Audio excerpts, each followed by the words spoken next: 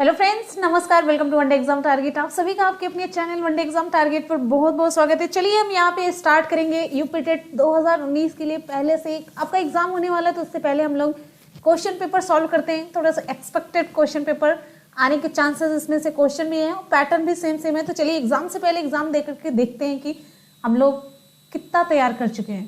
तो चलिए बिना टाइम वेस्ट किए स्टार्ट करते हैं। यहाँ पे देखिए पूरे 6 सब्जेक्ट हम लोग कंप्लीट करेंगे। 6 सब्जेक्ट कौन कौन से? यहाँ पे देखिए बाल विकास, हिंदी, गणित, संस्कृत, अंग्रेजी, पर्यावरण। ये 6 सब्जेक्ट पूरे 180 क्वेश्चन हम लोग कवर करेंगे। ठीक है, चलिए जल्दी जल्दी से आप सभी लोग वीडियो को एक बार से लाइक कर दीजिए। नमस्ते। ठीक है, जितने भी लोग चैनल से जुड़ चुके हैं जल्दी से एक बार सभी लोग वीडियो को लाइक कर दीजिए।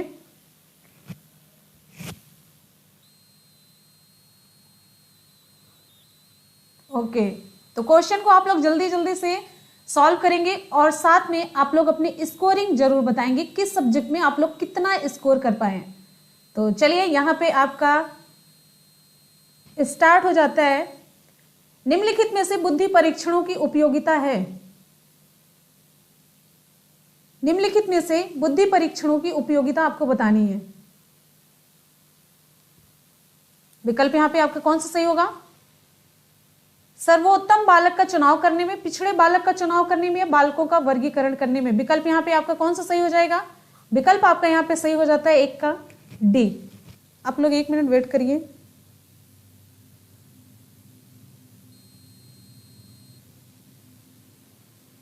एक मिनट, जस्ट 1 मिनट।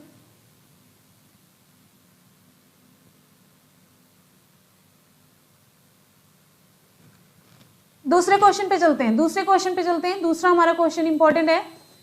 थार्नडाइक ने बुद्धि को कितने वर्गों में विभाजित किया? थार्नडाइक ने बुद्धि को कितने वर्गों में विभाजित किया?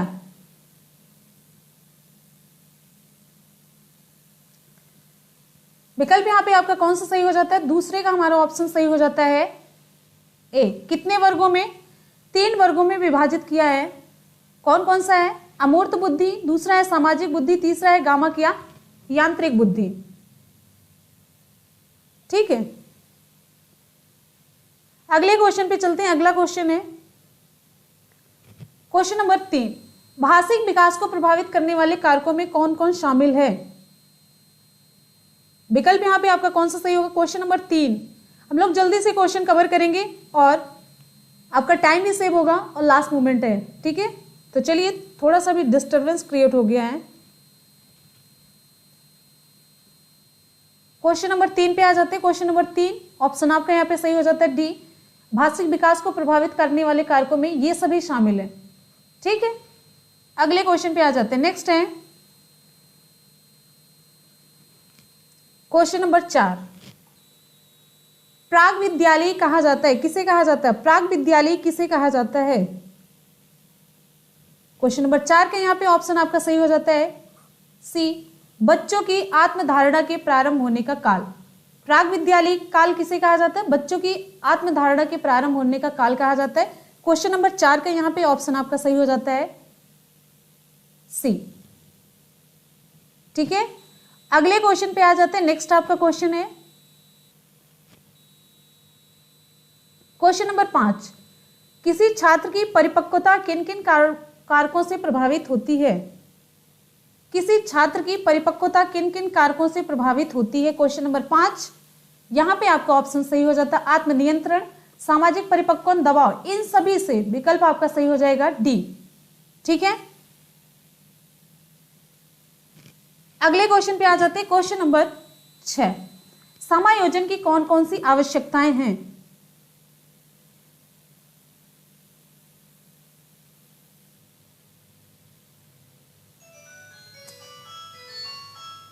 एक मिनट, जस्ट 1 मिनट वेट करिए। 1 मिनट।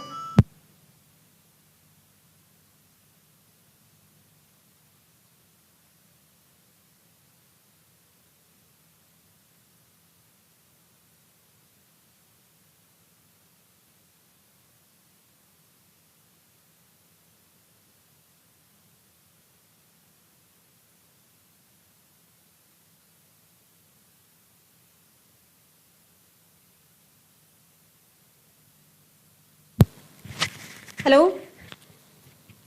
आप सभी से थोड़ी देर के लिए माफ़ी चाहेंगे। जल्दी से कुछ डिस्टरबेंस था, इंपॉर्टेंट कॉल थी। तो चलिए स्टार्ट करते हैं फिर से, आप लोगों से दिल से माफी मांगते हैं। चलिए अगले क्वेश्चन पे चलते हैं। क्वेश्चन नंबर 6 है, समायोजन की कौन कौन सी आवश्यकताएं हैं। क्वेश्चन नंबर 6 का यहाँ पे ऑप्शन आपका सही हो जाता है डी, उपरोक्त सभी। सुनाई दे रहा है सब कुछ? चलिए, हाँ हम हैं, ठीक है। क्वेश्चन नंबर 7 पे आ जाते हैं। अब सही है, अब प्रॉब्लम क्लियर हो गई। क्वेश्चन नंबर 7 है, कुंठा कैसे उत्पन्न होती है। कुंठा कैसे उत्पन्न होती है। क्वेश्चन नंबर 7 का यहाँ पे आपका ऑप्शन सही हो जाएगा डी, इन सभी की वजह से। कुसमायोजन से, पारिवारिक परिस्थितियों के कारण, व्यक्तिगत कमी, इन सभी की वजह से कुंठा उत्पन्न होती है। अगले क्वेश्चन पे आ जाते हैं। क्वेश्चन नंबर 8 है, हर्बर्ट रिजले ने भारत के लोगों को कितने प्रजाति समूहों में वर्गीकृत किया था। क्वेश्चन नंबर 8 का यहाँ पे ऑप्शन आपका सही हो जाता है सी, 7 वर्गों में। कितने प्रजाति समूहों में? 7 वर्गों में विभाजित किया था। प्रजाति मतलब रेस। ऐसे व्यक्तियों का समूह होता है जिसमें त्वचा का रंग, नाक का आकार, बालों के प्रकार, इन सभी में कुछ स्थायी शारीरिक विशेषताएं मौजूद होती हैं। तो इसमें मंगोल द्रविड़ थे, आर्य द्रविड़, शक द्रविड़, भारतीय आर्य, तुर्क ईरानी, मंगोलाव द्रविड़, ये सभी थे। प्रजाति में बताने का आपको ये मतलब था। अधिगम को प्रभावित करने वाले कारक कौन कौन से हैं। अधिगम को प्रभावित करने वाले कारक कौन कौन से हैं। विकल्प आप सभी के सामने है। क्वेश्चन नंबर 9 का यहाँ पे ऑप्शन आपका कौन सा सही होगा। क्वेश्चन नंबर 9, जल्दी से आप लोग विकल्प चूज करिए। वेरी गुड, यहां पे आपका ऑप्शन सही हो जाता है डी, उपरोक्त सभी। अधिगम को सभी प्रभावित करने वाले कारक हैं।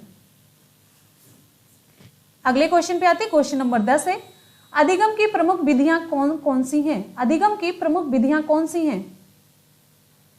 क्वेश्चन नंबर 10, पूर्ण विधि भी है, वाद विवाद भी है, सतत विधि। विकल्प आपका सही हो जाता है डी, उपरोक्त सभी ये अधिगम की प्रमुख विधियों में शामिल है। क्वेश्चन नंबर 11 पे आते हैं, जहां पे समझाने लायक पॉइंट होगा वहां पे टाइम दे दिया जाएगा। क्वेश्चन नंबर 11 है, मनोविज्ञान की विषय वस्तु में किस विचार को प्रथम बल के नाम से जाना जाता है। मनोविज्ञान की विषय वस्तु में किस विचार को प्रथम बल के नाम से जाना जाता है। विकल्प यहाँ पे क्वेश्चन नंबर 11 का ऑप्शन आपका कौन सा सही होगा। 11 का ऑप्शन आपका यहाँ पे सही हो जाता है बी, मनोवैज्ञानिक विश्लेषण।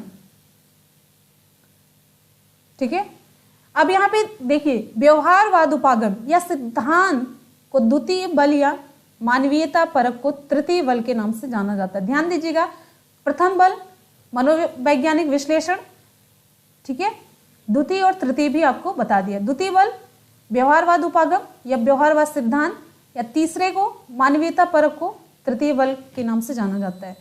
नेक्स्ट है, स्मृति के आयाम में निम्न में से कौन नहीं है। स्मृति के आयाम में निम्न में से कौन सा नहीं है, आपको बताना है यहाँ पे। क्वेश्चन नंबर 12, विकल्प यहाँ पे आपका सही हो जाता है बी, तर्क करना। स्मरण से या से पूर्व में सीखे गए विषयों को चेतना में लाने से होता है। तो जिसके अंतर्गत 4 प्रक्रियाएं होती हैं जो उपक्रियाएं कही जाती हैं। सीखना होगा, धारण करना होगा, प्रत्याहान, पहचान करना, ये सभी। नेक्स्ट है, निम्नलिखित में से सीखने के वक्र सूचक हैं किसके।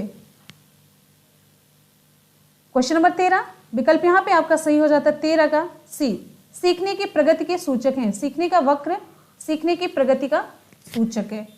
अब आगे आ जाते क्वेश्चन नंबर 14 पे, बालकों को अधिगम में प्रेरणा अभिप्रेरणा किस रूप में सहायक होती है। बालकों को अधिगम में प्रेरणा या अभिप्रेरणा किस रूप में सहायक होती है। क्वेश्चन नंबर 14, यहाँ पे हमारा विकल्प कौन सा सही हो जाएगा, डी, उपरोक्त सभी। पुरस्कार एवं दंड में, प्रशंसा एवं भर्त्सना में, बालक की व्यक्तित्वता का आदर करने में। तो विकल्प यहाँ पे आपका सही हो जाएगा डी। अगले क्वेश्चन पे आते हैं, कोलबर्ग ने विकास के कौन कौन से सिद्धांत का प्रतिपादन किया। क्वेश्चन नंबर 15 पे आ जाते हैं, इंपॉर्टेंट क्वेश्चन है। क्वेश्चन नंबर 15, विकल्प यहाँ पे आपका सही हो जाता है नैतिक विकास। कोलबर्ग ने विकास के कौन से सिद्धांत का प्रतिपादन किया, तो उत्तर आपका सही हो जाएगा ये नैतिक विकास। आप लोग जल्दी जल्दी से रिप्लाई करते रहिए। क्वेश्चन नंबर 15 का ऑप्शन यहाँ पे आपका सही हो जाता है ए। ठीक है, अगले क्वेश्चन पे आ जाते हैं। नेक्स्ट है, एक चीज और है, कोलबर्ग ने अपने नैतिक विकास के सिद्धांत में कितने प्रमुख स्तर बताए हैं, तो 3 प्रमुख स्तर उन्होंने बताए हैं। कौन सा, एक होता है पूर्व परंपरागत स्तर, दूसरा होता है परंपरागत स्तर, तीसरा होता है उत्तर रूढ़िगत स्तर। ठीक है, ये 3 स्तर आपके एग्जाम में पूछे जाते हैं। अगला है उत्सुकता निम्न में से किससे संबंधित है। उत्सुकता निम्न में से किससे संबंधित है, आपको यहाँ पे बताना है। क्वेश्चन नंबर 16 की तरफ आ जाइए जल्दी से। तो विकल्प यहाँ पे आपका सही हो जाता है सृजनात्मकता। किससे संबंधित है, सृजनात्मकता से संबंधित है। ठीक, अगले क्वेश्चन पे चलते हैं। देखिए, सृजनशील बालकों की कुछ विशेषताएं होती है, जैसे वो मौलिकता उनमें पाई जाती है, उत्सुकता पाई जाती है, जटिल समस्याओं में रुचि होती है, स्वतंत्र निर्णय लेने की क्षमता होती है, एक समय पर अनेक समस्याओं पर वो ध्यान केंद्रित कर लेते हैं, ये सारे उनमें गुण होते हैं। अधिगम स्थानांतरण में सहायक कारक कौन कौन है, अधिगम स्थानांतरण में सहायक कारक कौन कौन है। अगले क्वेश्चन पे आप लोग जल्दी से रिप्लाई करते रहिए, और हमारे जितने भी स्टूडेंट चैनल से जुड़ चुके हैं तो जल्दी जल्दी से एक बार आप सभी लोग वीडियो को लाइक कर दीजिए। जितने भी लोग देख रहे हैं कम से कम उतने लाइक जरूर कर दीजिए। क्वेश्चन नंबर 17 का यहाँ पे ऑप्शन आपका सही हो जाता है डी, उपरोक्त सभी। अगला है एक अच्छे शिक्षक की गुण है, एक अच्छे शिक्षक की गुण क्या होने चाहिए, विकल्प यहाँ पे आपका सही हो जाता है डी, उपरोक्त सभी। ठीक, अगला क्वेश्चन है आप सभी की स्क्रीन पे क्वेश्चन नंबर 19। निम्नलिखित में से कौन वंशानुक्रम के सिद्धांतों एवं नियमों से संबंधित है, वंशानुक्रम के नियम और सिद्धांत से संबंधित है। तो विकल्प यहां पे आपका कौन सा सही हो जाएगा, ऑप्शन आपका सही हो जाता है डी, ये सभी। शैक्षिक मनोविज्ञान की दृष्टि से चिंतन कितने प्रकार के होते हैं, शैक्षिक मनोविज्ञान की दृष्टि से चिंतन कितने प्रकार के होते हैं, आपको बताना है यहाँ पे।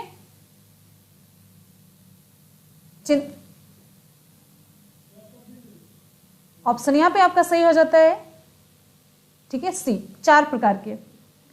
प्रत्याक्षात्मक चिंतन, कल्पनात्मक चिंतन, प्रत्यात्मक चिंतन और तार्किक चिंतन। अगला है समायोजन की कितनी प्रमुख प्रविधियां होती हैं, समायोजन की कितनी प्रमुख प्रविधियां होती हैं। 21 का यहाँ पे ऑप्शन आपका सही हो जाता है, पूरी 4 प्रविधियां होती हैं समायोजन की। ठीक है, अगले क्वेश्चन पे आते हैं। प्रत्यक्ष विधियां, अप्रत्यक्ष विधियां, क्षतिपूरक और आक्रामक विधियां। अगला है जर्मन विद्वान क्रेस्मर ने किस आधार पर व्यक्तित्व का वर्गीकरण किया था। क्वेश्चन नंबर 22 का यहाँ पे ऑप्शन आपका कौन सा सही होगा, चलिए ओके, जल्दी जल्दी से आप लोग रिप्लाई करिए, जितनी जल्दी आप लोग रिप्लाई करेंगे उतनी जल्दी हम क्वेश्चन को कवर कर लेंगे। क्वेश्चन नंबर 22 का यहाँ पे ऑप्शन आपका सही हो जाता है शरीर रचना प्रकार के आधार पर। ठीक है, तो इन्होंने व्यक्तित्व के 3 प्रकार बताए थे शरीर रचना के आधार पर। कौन सा, एक शक्तिहीन लंबकाय, दूसरा खिलाड़ी सुडौल, तीसरा नाटा गोलकाय। ठीक है, अगले क्वेश्चन पे चलते हैं। अगला क्वेश्चन है पियाजे अपने अधिगम संबंधी सिद्धांत में निम्नलिखित में से किन पदों पर विशेष बल देते हैं। क्वेश्चन नंबर 23 का ऑप्शन यहाँ पे आपका सही हो जाता है डी, उपरोक्त सभी पर। देखिए, पियाजे 4 अवस्था हैं, 4 अवस्थाओं में कौन सी अवस्था कितनी उम्र की, वो अब उससे अलग ऐसे भी क्वेश्चन अब पूछे जाने लगे हैं। ठीक है, तो अनुकूलन, साम्य धारणा, समंजन, आत्मसातकरण या समावेशीकरण, ये भी होता है, तो उपरोक्त सभी हो जाएगा। नेक्स्ट है 24। 10 मिनट पूरे जोश व उत्साह के साथ प्रबल हार्दिक इच्छा से प्रत्येक सोपान पर सफलता की भावना से किया हुआ कार्य का मूल्य लापरवाही से 1 घंटा भर किए हुए कार्य के बराबर है। उपरोक्त कथन किस सिद्धांत या नियम की ओर इशारा कर रहा है। 24 आसान सा क्वेश्चन है। 24 का ऑप्शन यहाँ पे आपका सही हो जाता है सी, सीखने के नियमों पर। किस सिद्धांत या नियम की ओर इशारा कर रहा है, तो सीखने के नियमों पर। ठीक है, अगला क्वेश्चन है राष्ट्रीय एकता की विभेदक शक्तियां कौन कौन सी हैं। राष्ट्रीय एकता की विभेदक शक्तियां कौन कौन सी हैं। 25 ऑप्शन यहां पे आपका कौन सा सही हो जाएगा, डी, ये सभी, उपरोक्त सभी। जातिवाद, प्रांतीयता, सांप्रदायिकता, भाषाई विरोध, क्षेत्रवाद, राजनैतिक हस्तक्षेप, प्रांतीयता, राजनैतिक, दलदल, ये सभी। निम्नलिखित में से कौन अभिप्रेरण की प्रभावी विधियां हैं? 26 ऑप्शन यहाँ पे आपका सही हो जाता है डी, उपरोक्त सभी। खेल भी है, सफलता, रुचियां, सभी। 27 रुचि का सबसे अधिक संबंध है, रुचि का सबसे अधिक संबंध है किससे? 27 का यहाँ पे ऑप्शन आपका सही हो जाता है डी। रुचि का मुख्यतः संबंध जो होता है हमारी पसंद से होता है। जिस वस्तु में हमारी रुचि होती है उसमें हमारा ध्यान अपने आप ही केंद्रित हो जाता है। तो विकल्प यहाँ पे 27 का, एक मिनट, 27 का यहाँ पे ऑप्शन आपका बी सही हो जाएगा, ध्यान से संबंधित। रुचि का सबसे अधिक संबंध पूछा जा रहा है, विकल्प आपका बी सही होगा, ध्यान से, उपरोक्त सभी नहीं। ठीक है, ध्यान से संबंधित है। अगले क्वेश्चन पे आते हैं। 28 शिक्षा मनोविज्ञान में शैक्षिक विकास के मूल्यांकन का अर्थ है। शिक्षा मनोविज्ञान में शैक्षिक विकास के मूल्यांकन का अर्थ क्या है? 28 का यहाँ पे ऑप्शन आपका कौन सा सही होगा? बी, ज्ञान क्षमता का मूल्यांकन करने से। किससे? ज्ञान क्षमता का मूल्यांकन करने से। अगला क्वेश्चन है, कौन से अधिगम मनोविज्ञानी ने बाल अधिगम विकास में पुरस्कार सकारात्मक अभिप्रेरणा का महत्व नहीं दिया था? किसने नहीं दिया था? 29 का ऑप्शन यहाँ पे आपका सही हो जाता है ए, गुथरी महोदय ने। अगला क्वेश्चन है, आपके एग्जाम में क्वेश्चन पूछा गया, कैटल द्वारा निर्मित 16 पीएफ किस मापन हेतु प्रयुक्त होता है? 16 PF 16 personality factor, 16 personality factor, personality factor व्यक्तित्व मापन में प्रयुक्त होता है। किसके द्वारा निर्मित किया गया? कैटल के द्वारा। 30 का ऑप्शन यहाँ पे आपका कौन सा सही हो जाएगा? बी, अभी मैंने बताया। इस परीक्षण के अंतर्गत 17 वर्ष से अधिक आयु वाले व्यक्तियों के 16 शील गुणों को मापा जाता है। 17 वर्ष से अधिक, ध्यान दीजिएगा, 17 वर्ष से अधिक, और कितने शील गुण? 16। तो आप लोग यहाँ पे कितना स्कोर कर पाए? आप लोग जल्दी जल्दी से कमेंट सेक्शन में बताइए कि आप लोगों की स्कोरिंग मनोविज्ञान में बाल विकास में कितनी हो पाई। 30 में से आप लोग कितना स्कोर कर पाए? वैसे थोड़े से इजी क्वेश्चन थे। तो अगले क्वेश्चन पे आएंगे हम लोग। वेरी गुड, 30 में से 25, 28, गुड, एक्सेलेंट। चलिए अगले क्वेश्चन पे आ जाते हैं। नेक्स्ट हमारा क्वेश्चन है, हाँ अगले क्वेश्चन पे आते हैं। नेक्स्ट आपका क्वेश्चन है, चलिए यहाँ पे बाल विकास से संबंधित एक क्वेश्चन आप लोग नोट करिए। हाँ, बुद्धि का द्विकारक सिद्धांत किसने प्रस्तुत किया? बुद्धि का द्विकारक सिद्धांत किसने प्रस्तुत किया? आप लोग कमेंट करके बताएंगे। चलिए हम लोग हिंदी की तरफ बढ़ते हैं। अब हिंदी की तरफ बढ़ते हैं, अगले क्वेश्चन पे आते हैं। देखिए यहाँ पे गद्यांश हम छोड़ देते हैं, ठीक। तो यहाँ पे देख लेते हैं गद्यांश का क्वेश्चन कब से कहाँ से कहाँ थे। 31 से 35 ये हम लोग छोड़ देते हैं, ठीक। 31 से 35, ठीक। अब यहाँ पे देखिए, अब 36 से हम लोग स्टार्ट करते हैं। Very good, very good, very good, बहुत बढ़िया रिप्लाई। तो 36 से स्टार्ट करते हैं। आप लोग भी जल्दी जल्दी से रिप्लाई करते रहिए। क्लियर है? चलिए, निम्न में से अंतस्थ ध्वनियां नहीं है। पूछा जा रहा है अंतस्थ ध्वनियां नहीं है। नहीं, कौन सी नहीं है? तो यहाँ पे अब हम लोग 4 क्वेश्चन माइनस करके स्कोर करेंगे, नहीं तो आपका कॉन्फिडेंस डाउन हो जाएगा। चलिए इसको 30 ही मान लेते हैं। 30 में आप लोग जोड़ के करिएगा, नहीं तो आप कहेंगे अच्छा 26 में से। तो हाँ, आगे आ जाइए। क्वेश्चन नंबर 36, बहुत आसान सा, ऑप्शन आपका सही हो जाता है बी, ठीक है। ये कैसी ध्वनि है? ऊष्म ध्वनि है, सा ऊष्म ध्वनि है। इनमें से कौन सा संवृत्त स्वर है? संवृत्त स्वर आपको बताना है। 37 अंतस्थ ध्वनियों में या, र, ला, वा, ठीक है, ये सभी हैं। और उसमें श, ख, स, ह, षष्ठी वाला सा होता है। अब यहाँ पे बताइए, क्वेश्चन नंबर 37 पे आ जाइए। जल्दी से आप लोग रिप्लाई करिए। 37 का ऑप्शन यहाँ पे आपका सही हो जाता है डी, ओ। जिन स्वरों के उच्चारण से जीवा काफी ऊपर उठकर वायु मार्ग को संकीर्ण बना देती है उसे संवृत्त स्वर कहते हैं। 37 का ऑप्शन यहाँ पे आपका सही हो जाता है डी, ओ। 37। अगले क्वेश्चन पे आते हैं। 38 मेरा स्वास्थ्य ठीक नहीं था इसलिए मैं इंग्लैंड नहीं जा सका, किस प्रकार का वाक्य है? 38 ऑप्शन यहां पे आपका सही हो जाता है बी, संयुक्त वाक्य।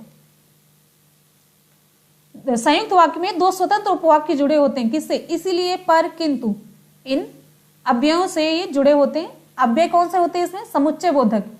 इसलिए, पर, किंतु ये सभी समुच्चय बोधक अव्यय होते हैं। अगले क्वेश्चन पे आ जाते हैं। नेक्स्ट है, अर्थ के आधार पर वाक्य के कितने भेद होते हैं? अर्थ के आधार पर वाक्य के कितने भेद होते हैं? 39 ऑप्शन यहां पे आपका सही हो जाता है सी, 8 प्रकार के होते हैं। ठीक, अगले क्वेश्चन पे आ जाते हैं। 8 प्रकार, जो विस्मय बोधक वाक्य, संदेहार्थक वाक्य, इच्छार्थक वाक्य, प्रश्नार्थक वाक्य, आज्ञार्थक, निषेधार्थक, विधानार्थक, संकेतार्थक, पता नहीं कितने हुए, यही वाले। क्वेश्चन नंबर 40, किस वाक्य में पूर्ण विराम चिन्ह का प्रयोग नहीं किया जाता? यहां पे देखिए ध्यान से, विराम चिन्ह आपके सिलेबस में है। विकल्प यहाँ पे आपका कौन सा सही हो? क्वेश्चन नंबर 40, जल्दी से आप लोग रिप्लाई करिए। विकल्प आपका यहाँ पे सही हो जाता है सी, दोहा के एक चरण की समाप्ति पर, दोहा के एक चरण की समाप्ति पर पूर्ण विराम चिन्ह का प्रयोग नहीं किया जाता, बल्कि अल्प विराम चिन्ह लगता है। ठीक है, चलिए, जबकि वाक्य के अंत में छंद के चरणों की समाप्ति पर और दोहा के चरणों की समाप्ति पर क्या लगता है? पूर्ण विराम का प्रयोग होता है। ऑप्शन यहाँ पे आपका सी सही हो जाता है।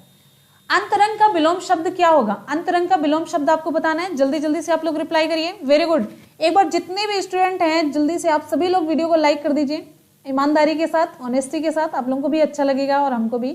तो विकल्प यहाँ पे आपका कौन सा सही होता है? क्वेश्चन नंबर 41, चलिए आ जाइए जल्दी से। ऑप्शन यहाँ पे आपका सही हो जाता है बहिरंग। अंतर्द्वंद का क्या होगा? बहिर्द्वंद होगा। अंतर्मुखी का बहिर्मुखी, और आंतिक का यहाँ पे क्या होगा? दुरांतिक, ऐसे लिखा जाएगा। ध्यान दीजिएगा, एक साथ अगर कई क्वेश्चन तैयार हो जा रहे हैं इसमें कोई बुराई नहीं है। ठीक है, तो जरूरी नहीं यही क्वेश्चन आ जाए, हो सकता है इसका विलोम पूछ लिया जाए, इसका इसका इसका, है कि नहीं। अगले क्वेश्चन पे आ जाते हैं। निम्नलिखित में से कौन सा शब्द आब का अर्थ व्यक्त नहीं करता? आब का अर्थ व्यक्त नहीं करता। 42 पे आइए, क्वेश्चन नंबर 42, जल्दी से आप लोग रिप्लाई करिए। 42 का ऑप्शन यहाँ पे आपका सही हो जाता है डी, आदेश। ठीक है, आदेश का अर्थ आज्ञा या अनुमति होता है, और ये सभी छवि, चमक, इज्जत, ये सभी आब के अर्थ में प्रयुक्त किए जाते हैं। निम्न में से कौन समूहवाचक संज्ञा नहीं है? आपके एग्जाम में ऐसे ही क्वेश्चन पूछा जाता है, निम्न में से कौन समूहवाचक संज्ञा नहीं है? 43 का ऑप्शन यहाँ पे आपका सही हो जाता है सी, पर्वत। पर्वत समूहवाचक संज्ञा नहीं है। ये कैसी संज्ञा है? जातिवाचक संज्ञा है। जबकि यहाँ पे देखिए सभा, अधिकारी, ताश, ये सभी समूहवाचक संज्ञाएं हैं। जो संज्ञा शब्द किसी एक व्यक्ति का वाचक ना होकर के पूरे समुदाय का होता है तो समूहवाचक संज्ञा कहलाता है। सीता गीत गाती है, वाक्य कैसा है? सीता गीत गाती है, कैसा वाक्य है? विकल्प आपका यहाँ पे सही हो जाता है सकर्मक, क्योंकि क्रिया का फल कर्म पर पड़ रहा है। अगले क्वेश्चन पे आ जाते हैं। नेक्स्ट है, निम्नलिखित में से कौन सा विशेषण शब्द है? आपको बताना है निम्नलिखित में से कौन सा विशेषण शब्द है। 45 विकल्प आपका यहाँ पे सही हो जाता है सी, आसमानी। ठीक है, इसका विशेष आपके एग्जाम में क्वेश्चन पूछा जाता है, इसका आसमानी का विशेष से आपको बताना है, आसमान होता है। अगले क्वेश्चन पे आ जाते हैं। पांचों शब्द किस प्रकार का संख्यावाचक विशेषण है? पांचों शब्द किस प्रकार का संख्यावाचक विशेषण है? 46 पे आइए। 46 का ऑप्शन यहाँ पे आपका सही हो जाता है समुदाय बोधक। पांचों शब्द समुदाय बोधक विशेषण है, क्योंकि यह समुदाय का बोध कराता है। अगला है, निम्नलिखित शब्दों में से कौन सा बहुवचन है? विकल्प आपका यहाँ पे सही हो जाता है प्राण। इंपॉर्टेंट क्वेश्चन है, पूछा जाता है, खूब पूछा जाता है। तो अगले क्वेश्चन पे आ जाते हैं। नेक्स्ट है 47, प्राण बहुवचन शब्द है। प्राण शब्द बहुवचन में हमेशा प्रयोग किया जाता है, जबकि यहां पे देखिए जनता, सामान, ये सभी एक वचन में प्रयुक्त किए जाते हैं। हमेशा जनता और सामान हमेशा एक वचन होते हैं, लेकिन ये माता जो है यहाँ पे एक वचन है, इसका बहुवचन क्या होता है? माताएं।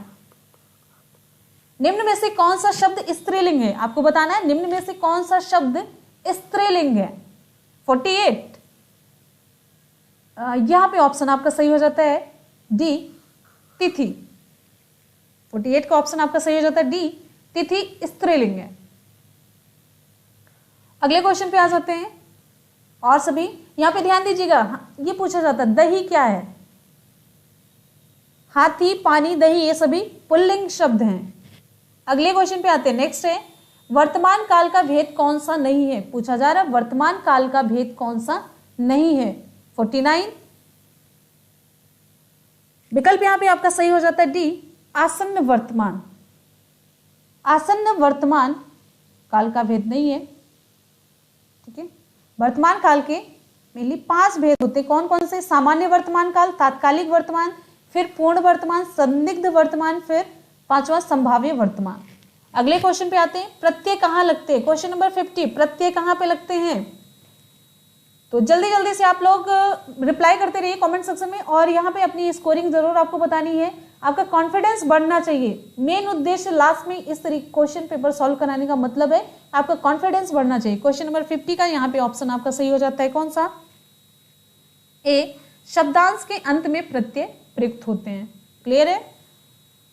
उपसर्ग शब्दांश के आरंभ में लगते हैं, ये भी देखते रहिएगा। अच्छा, एक चीज और पूछा जाता है, प्रत्यय ये उपसर्ग क्या होते हैं? चलिए अगला है, निम्न में से तद्भव शब्द कौन सा है? 51 पूछा जा रहा है तद्भव। तो यहां पे ध्यान से देख लीजिए 51 ऑप्शन यहां पे आपका सही हो जाता है सी, खुजली। इसका तत्सम क्या होगा? खरजू। क्या होगा? खरजू। अगले क्वेश्चन पे आते हैं। छाती पर मूंग दलना मुहावरे का उपयुक्त अर्थ क्या होता है? छाती पर मूंग दलना मुहावरे का उपयुक्त अर्थ क्या है? 52 विकल्प यहाँ पे आपका सही हो जाता है सी, बहुत परेशान करना। नेक्स्ट क्वेश्चन पे आते हैं। महेश्वर का संधि विच्छेद क्या होगा? महेश्वर का संधि विच्छेद आपको बताना है। 53 विकल्प यहां पे आपका सही हो जाता है सी, महाधन ऐश्वर्य। ध्यान दीजिएगा, इंपॉर्टेंट है, पूछा जाता है खूब। अच्छा, महेश्वर में कौन सी संधि है? यह वृद्धि स्वर संधि है। ध्यान दीजिएगा, महेश्वर में वृद्धि स्वर संधि है। नेक्स्ट है, जहां कोई शब्द एक से अधिक बार आए और प्रत्येक स्थान पर भिन्न भिन्न अर्थ दे, वहां कौन सा अलंकार होता है? बहुत बढ़िया सा है। 54 पे आ जाइए, अगला इंपॉर्टेंट क्वेश्चन है 54। जहां कोई शब्द एक से अधिक बार आए और प्रत्येक स्थान पर भिन्न भिन्न अर्थ दे, वहां पे यमक अलंकार होता है। ऑप्शन आपका सही हो जाता है सी। नेक्स्ट क्वेश्चन पे आते हैं। हाथों हाथ में कौन सा समास है? हाथों हाथ में कौन सा समास है आपको बताना है। जल्दी से आप लोग कमेंट सेक्शन में कमेंट करके बताइए फटाफट से। जितनी जल्दी आप लोग रिप्लाई करेंगे उतनी जल्दी हम क्वेश्चन को कवर कर लेंगे। 55 का यहाँ पे ऑप्शन आपका सही हो जाता है, वेरी गुड, सी, अव्ययी भाव समास। अव्ययी भाव समास का और एग्जाम्पल है प्रतिदिन, यथासंभव, ये सब एग्जाम में पूछा जाता है। शिक्षा का चरम लक्ष्य है, शिक्षा का चरम लक्ष्य क्या है? 56 विकल्प यहाँ पे आपका सही हो जाता है डी, शिक्षार्थी का सर्वांगीण विकास करना। अगला क्वेश्चन है, निम्नलिखित में कौन सा श्रव्य दृश्य साधन है? निम्नलिखित में कौन सा श्रव्य दृश्य साधन है? विकल्प यहाँ पे आपका कौन सा सही हो जाएगा? 57 का ऑप्शन यहाँ पे आपका सही हो जाता है सी, वीडियो। ठीक है, वीडियो, टेलीविजन, कंप्यूटर, ये सभी श्रव्य दृश्य साधन में आते हैं, ध्यान दीजिएगा। नेक्स्ट है 58, निम्नलिखित में से कौन सा पठन दोष नहीं है? पूछा जा रहा है निम्नलिखित में से कौन सा पठन दोष नहीं है, तो ध्यान से आप लोग ऑप्शन पढ़ लीजिए। 58 विकल्प सही हो जाता है आपका बी, पढ़ते समय सिर को इधर उधर ना घुमाना। ठीक है, और सभी में पठन दोष है।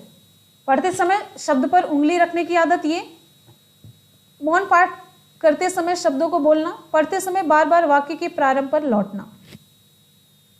59 यांत्रिक पठन केवल मुद्रित सामग्री को उगलना मात्र है, या कथन किसका है? यांत्रिक पठन केवल मुद्रित सामग्री को उगलना मात्र है। बहुत बढ़िया सही लाइन है।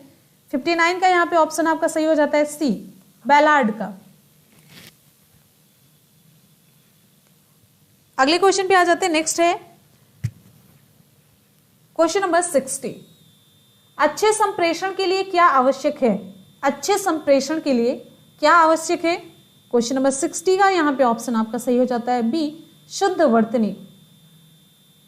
अच्छा कम्युनिकेशन तभी होगा जब आपकी वर्तनी शुद्ध होगी। कम्युनिकेशन तो हो जाता है, अच्छा नहीं होता फिर। अब यहाँ पे आपका हो जाता है हिंदी का क्वेश्चन कंप्लीट। आप बताइए 30 में से आप लोग कितना स्कोर कर पाए हैं? जल्दी जल्दी से कमेंट सेक्शन में, और साथ साथ में बताइए 60 में से आप लोग कितना स्कोर कर पाए हैं, दोनों मिला करके। ठीक, अच्छा अब आगे चलते हैं। आप लोग का कॉन्फिडेंस कुछ बढ़ रहा है कि नहीं? देखिए एकदम से एग्जाम के माहौल में जिस तरीके से आप एग्जाम देंगे ना 2 दिन के बाद, सेम उसी माहौल में आराम से कॉन्सेंट्रेट होकर के आप लोग क्वेश्चन पेपर ही सॉल्व कीजिए। ठीक, चलिए अब आगे चलते हैं। नेक्स्ट है, बिल्कुल लापरवाही नहीं करनी चाहिए, बिल्कुल लापरवाही करनी ही नहीं है। ठीक है, अगला है नेक्स्ट है पर्यावरणीय अध्ययन आपका स्टार्ट हो जाता है। अब पर्यावरणीय अध्ययन, फिर उसके बाद चलेंगे दूसरे सब्जेक्ट पे। निम्नलिखित में से कौन जैव अपघटनीय प्रदूषक है? जैव अपघटनीय प्रदूषक, जीवों के द्वारा अपघटित होने वाला प्रदूषक कौन सा है? एस्बेस्टस, वाहित मल, प्लास्टिक, पारा। क्वेश्चन मैंने करवाया है। विकल्प यहाँ पे आपका सही हो जाता है 121 का बी, वाहित मल। अगले क्वेश्चन पे आते हैं। नेक्स्ट है कार्बोहाइड्रेट होते हैं। कार्बोहाइड्रेट क्या होते हैं? मोनोसैकेराइड, डाइसैकेराइड, पॉलीसैकेराइड, उपर्युक्त सभी। विकल्प यहाँ पे आपका सही हो जाता है डी, कार्बोहाइड्रेट। विकल्प आपका सही हो जाता है डी, उपर्युक्त सभी। ऊर्जा का स्रोत होते हैं। 1 ग्राम कार्बोहाइड्रेट से शरीर को कितनी कैलोरी ऊर्जा मिलती है? तो 1 ग्राम कार्बोहाइड्रेट से शरीर को लगभग 4 किलो कैलोरी, कितनी? 4 किलो कैलोरी ऊर्जा मिलती है। ये एग्जाम में आपके क्वेश्चन पूछा गया है, इंपॉर्टेंट मार्क कर लीजिए। ठीक, अगले क्वेश्चन पे चलते हैं। विटामिन सी का रासायनिक नाम क्या है? जल्दी जल्दी से आप लोग रिप्लाई करते रहिए। 123 विटामिन सी का रासायनिक नाम है। विकल्प आपका यहाँ पे सही हो जाता है डी, एस्कॉर्बिक एसिड। क्या है? Ascorbic acid. नेक्स्ट क्वेश्चन पे आते हैं। कोशिका का शक्ति केंद्र किसे कहते हैं? कोशिका का शक्ति केंद्र किसे कहते हैं? विकल्प यहाँ पे आपका सही हो जाता है माइटोकॉन्ड्रिया। माइटोकॉन्ड्रिया को कोशिका का शक्ति केंद्र कहते हैं, ऊर्जा गृह कहते हैं। अगला है पावर हाउस भी कहते हैं। फूलों में अंडाशय के अंदर छोटी छोटी गोल संरचनाएं पाई जाती हैं, उन्हें क्या कहते हैं?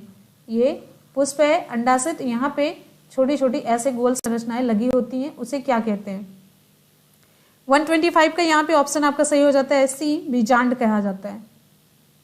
ठीक है, अगले क्वेश्चन पे चलते हैं। नेक्स्ट है देवा शरीफ मेला उत्तर प्रदेश के किस जिले में लगता है? देवा शरीफ मेला उत्तर प्रदेश के किस जिले में लगता है? आपको बताना है। यहाँ पे आपका ऑप्शन कौन सा सही होगा? Very good. एक बार आप सभी लोग जल्दी से वीडियो को लाइक करिए, जितने भी स्टूडेंट हमारे चैनल पे जुड़ चुके हैं।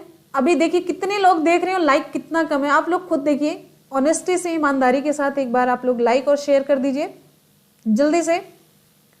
रेशियो आप लोग खुद देख लीजिए कितना है, रेशियो आप लोग देखिए तो हाँ जल्दी से कर दीजिए। आपको कुछ भी नहीं लग रहा है आप लोगों का, एक बार हमारे भी कॉन्फिडेंस को थोड़ा सा बढ़ा दिया करिए। 126 का ऑप्शन यहाँ पे आपका सही हो जाता है बी, बाराबंकी। कहाँ पे लगता है? बाराबंकी। 1 लाइक और 1 शेयर, बस और कुछ नहीं। अगले क्वेश्चन पे चलते हैं। उत्तर प्रदेश में तेल शोधक कारखाना कहाँ पर स्थित है? उत्तर प्रदेश में तेल शोधक कारखाना कहाँ पर स्थित है? 127 का ऑप्शन यहाँ पे आपका सही हो जाता है ए, मथुरा में स्थित है।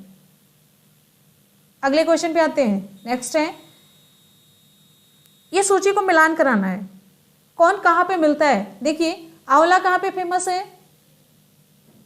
मेरठ, दिया सिलाई, लकड़ी के खिलौने, ये सभी आपको सही विकल्प का यहाँ पे चुनाव करना है। या फिर किस तरीके की सूची दूसरे में दी गई वो देखना है, आंवला से क्या बनता है या फिर ऐसा। तो यहाँ पे देखिए आंवला उर्वरक का काम करता है, ये हो गया। चलिए मेरठ, मेरठ में खेल का सामान, अच्छा यहाँ पे नीचे भी है, चलिए चलिए तभी तो, रुक जाइए, चलिए कोई बात नहीं, अब यहाँ पे हम लोग देख लेंगे, क्लियर ना। चलिए यहाँ पे ही देख लेते हैं, अब नीचे वो मैच नहीं हो पाएगा, अब पूरा स्क्रीन पे नहीं दिखेगा। 128, फिर उसके बाद दिया सलाई कहाँ पे, बरेली ना, ठीक। लकड़ी के खिलौने बच रहा है आपका वाराणसी, ये मैच करवा दीजिए। हाँ वेरी गुड। चलिए अगले क्वेश्चन पे चलते हैं। अगला क्वेश्चन वो दूसरे श्रेणी में जो उसमें रखा गया सूची में, उसके अकॉर्डिंग देखना होता है। जल का क्वथनांक बिंदु कहलाता है, जल का क्वथनांक बिंदु, इंपॉर्टेंट क्वेश्चन है। 129 जल का क्वथनांक बिंदु। जल्दी से आ जाइए नेक्स्ट क्वेश्चन पे। ऑप्शन आपका यहाँ पे सही हो जाता है B, 100 degree Celsius. 100 degree Celsius तापमान पर जल उबलने लगता है, यानी कि 100 डिग्री सेल्सियस ही जल का क्वथनांक बिंदु कहा जाता है। अगला क्वेश्चन है कोचीन बंदरगाह स्थित है। कोचीन बंदरगाह कहां पर स्थित है? 130 कोचीन बंदरगाह मालाबार तट पर स्थित है। विकल्प आपका यहाँ पे सही हो जाता है। नेक्स्ट क्वेश्चन पे आते हैं। बहुत बढ़िया, जल्दी जल्दी से आप लोग रिप्लाई करते रहिए। Very good. भारत की पहली बुलेट ट्रेन कहां से कहां तक प्रस्तावित है? 131 हो चुकी है। 31 का ऑप्शन यहाँ पे आपका कौन सा सही होगा? चलिए जल्दी से रिप्लाई करिए आप लोग। सी, मुंबई से अहमदाबाद। नेक्स्ट है खेल स्वयं तथा स्वैच्छिक के द्वारा की जाने वाली गतिविधि है। खेल स्वयं तथा स्वैच्छिक के द्वारा की जाने वाली गतिविधि है। ये कथन किसका है? 132 का यहाँ पे ऑप्शन आपका सही हो जाता है बी, ईस्टर्न का है। अगला है प्रायद्वीपीय भारत की सबसे लंबी नदी। सबसे लंबी नदी पूछा जा रहा है, प्रायद्वीपीय भारत की सबसे लंबी नदी। तो प्रायद्वीपीय भारत की सबसे लंबी नदी, विकल्प आपका यहाँ पे सही क्या होगा? सी, गोदावरी। बहुत बढ़िया, एक्सीलेंट, आप लोग बहुत अच्छा कर रहे हैं। आप लोग कंफर्म मानिए, यहाँ तक 125 प्लस आप लोग स्कोर करके आएंगे। आप लोग एग्जाम में देखिएगा, आप लोग खुद कमेंट सेक्शन में रिप्लाई करेंगे कि मैम मेरा 125 प्लस है। 133 का ऑप्शन आपका सही हो जाता है सी, गोदावरी। इसकी कुल लंबाई कितनी है? 1465 किलोमीटर। या त्र्यंबकेश्वर महाराष्ट्र के निकट से निकल करके दक्षिण पूर्व की ओर प्रवाहित होते हुए कहां पे गिरती है? बंगाल की खाड़ी में। कार्डेमम पहाड़ियां किन राज्यों की सीमाओं पर स्थित है? कार्डेमम की पहाड़ियां किन राज्यों की सीमाओं पर स्थित है? इंपॉर्टेंट क्वेश्चन है। 134 विकल्प यहाँ पे आपका सही हो जाता है केरल और तमिलनाडु। कहां पे ऑप्शन है? सी, केरल तथा तमिलनाडु राज्य की सीमाओं पर ये स्थित है। अगला है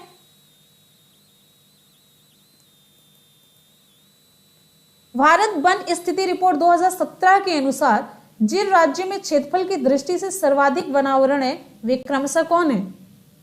135 ऑप्शन यहां पे आपका सही हो जाता है बी, मध्य प्रदेश, अरुणाचल प्रदेश, छत्तीसगढ़। ठीक, अगले क्वेश्चन पे आते हैं। नर्मदा और सोन नदियां कहां से निकलती हैं? नर्मदा और सोन नदियां कहां से निकलती हैं? अमरकंटक पहाड़ी, सतपुड़ा पर्वत, ये है। फिर इधर देखिए 136 विकल्प यहां पे आपका सही हो जाता है अमरकंटक पहाड़ी से। कहां से निकलती हैं? अमरकंटक पहाड़ी से। अगले क्वेश्चन पे आते हैं। भारतीय संविधान के किस अनुच्छेद में राष्ट्रपति द्वारा अध्यादेश जारी करने की शक्ति प्रदान की गई है? भारतीय संविधान के किस अनुच्छेद में राष्ट्रपति द्वारा अध्यादेश जारी करने की शक्ति प्रदान की गई है? 137 का यहाँ पे हमारा ऑप्शन कौन सा सही हो जाएगा? बी, अनुच्छेद 123। संविधान से रिलेटेड भी कुछ इंपॉर्टेंट क्वेश्चन आपको यहाँ पे देखने को मिलेगा, एग्जाम में आपके पूछा जाता है। अगला क्वेश्चन है ग्लोबल वार्मिंग के लिए उत्तरदायी प्रमुख गैस है। ग्लोबल वार्मिंग के लिए उत्तरदायी प्रमुख गैस कौन सी है? 138। चलिए जल्दी से, ये सारे क्वेश्चन खूब करवा चुके हैं। विकल्प आपका यहाँ पे सही हो जाता है सी, कार्बन डाइऑक्साइड गैस। जलवाष्प, carbon dioxide, methane, nitrous oxide, chlorofluorocarbon, इन गैसों की वजह से ग्लोबल वार्मिंग हो रहा है। पर्यावरण को मुख्य रूप से विभाजित किया जाता है। विभाजित किया जाता है किसमें? 139 विकल्प यहाँ पे आपका सही हो जाता है डी, उपयुक्त सभी में। प्राकृतिक और भौतिक, सामाजिक और सांस्कृतिक, मानव निर्मित पर्यावरण। देखिए प्राकृतिक और भौतिक आप सभी जान रहे हैं, सामाजिक और सांस्कृतिक आप एससीईआरटी में था आपके। अगले क्वेश्चन पे आते हैं। सामाजिक, विद्यालय हो गया, अस्पताल हो गया, ये सब सामाजिक में आता है। सांस्कृतिक में जो आपका सोसाइटी में जो कल्चर होते रहते हैं। प्राकृतिक पर्यावरण के प्रमुख अंग कौन कौन से हैं? 140 सभी हैं। जीवमंडल, स्थलमंडल, वायुमंडल, जलमंडल। ऑप्शन आपका सही हो जाता है डी। अगले क्वेश्चन पे आते हैं। नेक्स्ट आपका क्वेश्चन है, वायुमंडल का लगभग 99% भाग किन गैसों से बना है? आपको एससीईआरटी करा रहे थे तब बताया था, क्वेश्चन में भी बताया था 99% भाग। अब जल्दी से 78%, अब फिर क्या है 21%, फिर उसके बाद और 1% में सारी गैसें 0.03 कितना है CO2 है और सभी हैं। तो ये दोनों मिलाकर के दोनों मिलाकर के कितना हो जाएगा? 8 1 9 हो गया, 7 2 9, 99% हुआ। कौन सी गैस है? विकल्प आप लोग जल्दी से टिक करिए। 100 नाइट्रोजन और ऑक्सीजन भी सही हुआ ना। चलिए अगले क्वेश्चन पे आ जाइए। पर्यावरण के प्रमुख घटक, आपके एग्जाम में क्वेश्चन पूछा जाता है, ये भी पूछा गया, ये भी पूछा गया। 142 का ऑप्शन आपका सही हो जाता है सी, जैविक और अजैविक दोनों। अब यहाँ पे देखिए, निम्नलिखित में से कौन सा सरल ऊतक है? अब यहाँ पे साइंस से क्वेश्चन आपका पूछा गया। पैरेनकाइमा, कोलेनकाइमा, स्क्लेरेनकाइमा, उपरयुक्त सभी। तो 143 का यहाँ पे ऑप्शन आपका सही हो जाता है डी, ये सभी हैं सरल ऊतक की कैटेगरी में आते हैं। ठीक है, पैरेनकाइमा मृदु ऊतक, कोलेनकाइमा स्थूल कोण ऊतक होता है, फिर ये दृढ़ ऊतक होता है। चलिए, पर्यावरण अपकर्षण से क्या आशय है? कई बार हम बता चुके हैं आपको। पर्यावरण अपकर्षण से क्या आशय है? 144 ऑप्शन यहां पे आपका सही हो जाता है डी, सभी होगा इसमें। नेक्स्ट क्वेश्चन पे आते हैं। अगला क्वेश्चन है, सबसे स्थायी पारितंत्र है, सबसे स्थायी पारिस्थितिकी तंत्र है।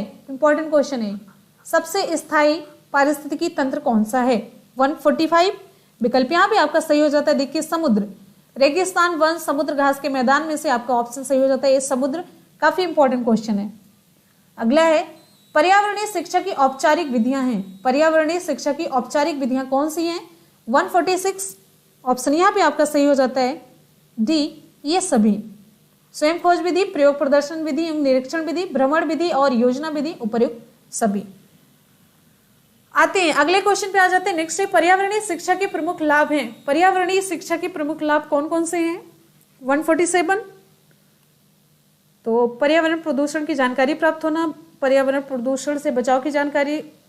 विकल्प आपका यहाँ पे सही हो जाता है डी, उपयुक्त सभी। तो एक बार जितने भी स्टूडेंट हमारे देख रहे हैं वीडियो को, जल्दी से एक बार आप सभी लोग लाइक कर दीजिए। 100% लाइक तो एक बार कर ही दीजिए। जितने लोग देख रहे हैं सभी लोग एक बार वीडियो को लाइक कर दीजिए फटाफट से आप लोग। Very good. चलिए, एक बार तो ऐसा करिए कि पूरा लाइक आप लोग कर दीजिए और एक शेयर, एक लाइक और एक शेयर आप लोग करते रहिए जल्दी से। अगले क्वेश्चन पे आ जाते हैं। 148 एग्जाम से पहले आप लोग समझिए एग्जाम दे रहे हैं और हाँ, पूरा क्वेश्चन पेपर आपके सिलेबस पर ही है, एकदम सिलेबस पर। सतत एवं व्यापक मूल्यांकन का शिक्षण में क्या योगदान है? सतत एवं व्यापक मूल्यांकन का शिक्षण में क्या योगदान है? 148 का ऑप्शन यहाँ पे आपका सही हो जाता है डी, उपयुक्त सभी। विद्यार्थी की प्रगति की सीमा और मात्रा को नियमित रूप से आंकने में सहायता देता है। अध्यापक को प्रभावकारी कार्यनीति आयोजित करने में सहायता करता है। कमजोरियों का निदान करने में भी सहायता करता है। अगले क्वेश्चन पे आते हैं। शिक्षण सहायक सामग्री होती है, शिक्षण सहायक सामग्री होती है। विकल्प सही हो जाता है आपका डी, उपयुक्त सभी। दृश्य सामग्री, श्रव्य और दृश्य श्रव्य दोनों। ये अगले क्वेश्चन पे आते हैं। शिक्षण संबंधी प्रमुख समस्याएं हैं। शिक्षण संबंधी प्रमुख समस्याएं कौन सी हैं? 150 दोषपूर्ण शिक्षण पद्धति और पाठ्यक्रम, ये भी है। शिक्षक का बुरा व्यक्तित्व एवं नीरस अध्ययन, ये तो सबसे ज्यादा। शिक्षक का व्यक्तिगत रुचि में अभाव एवं दोषपूर्ण गृह कार्य, ये सभी है। ऑप्शन आपका सही हो जाता है डी। तो अब यहाँ पे आपको बताना है कि ईवीएस में 30 में से आप लोग कितना स्कोर कर पाए। जल्दी से आप लोग कमेंट सेक्शन में कमेंट करके बताइए। और इवन हम लोगों ने 90 क्वेश्चन कंप्लीट कर लिया। देखिए, हिंदी, सीडीपी और ईवीएस पूरे 90 में से आप लोग कितना स्कोर कर पाए कमेंट सेक्शन में आप लोग बताएंगे। अब चलते हैं अगले क्वेश्चन की तरफ। अगला आपका क्वेश्चन कौन सा है? अगला आपका क्वेश्चन है संस्कृत। संस्कृत यहाँ पे 1 से 5 तक हम छोड़ देंगे। 1 से 5 यानी कि 61 से लेकर के 65 तक। ठीक, चलिए अब यहां से स्टार्ट करते हैं। Question number 66। 66 महाभारत में कितने पर्व हैं? मैथमेटिक्स आप लोग सॉल्व करेंगे, पहले मैथ्स। चलिए पहले संस्कृत देख लेते हैं। महाभारत में कितने पर्व हैं? ऑप्शन यहां पे आपका सही हो जाता है। एक मिनट, पहले ही गलत, इसको छोड़िए।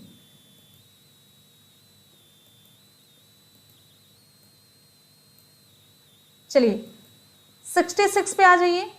महाभारत में कितने पर्व हैं? विकल्प सही हो जाता है आपका डी, 18 पर्व हैं। चलिए महाभारत किसने लिखा है पूछा जाता है, वेद व्यास जी ने। अगले क्वेश्चन पे आते हैं, नेक्स्ट है पाका में प्रत्यय है, पाका में प्रत्यय है 67। इसके बाद हम लोग मैथ कवर करेंगे।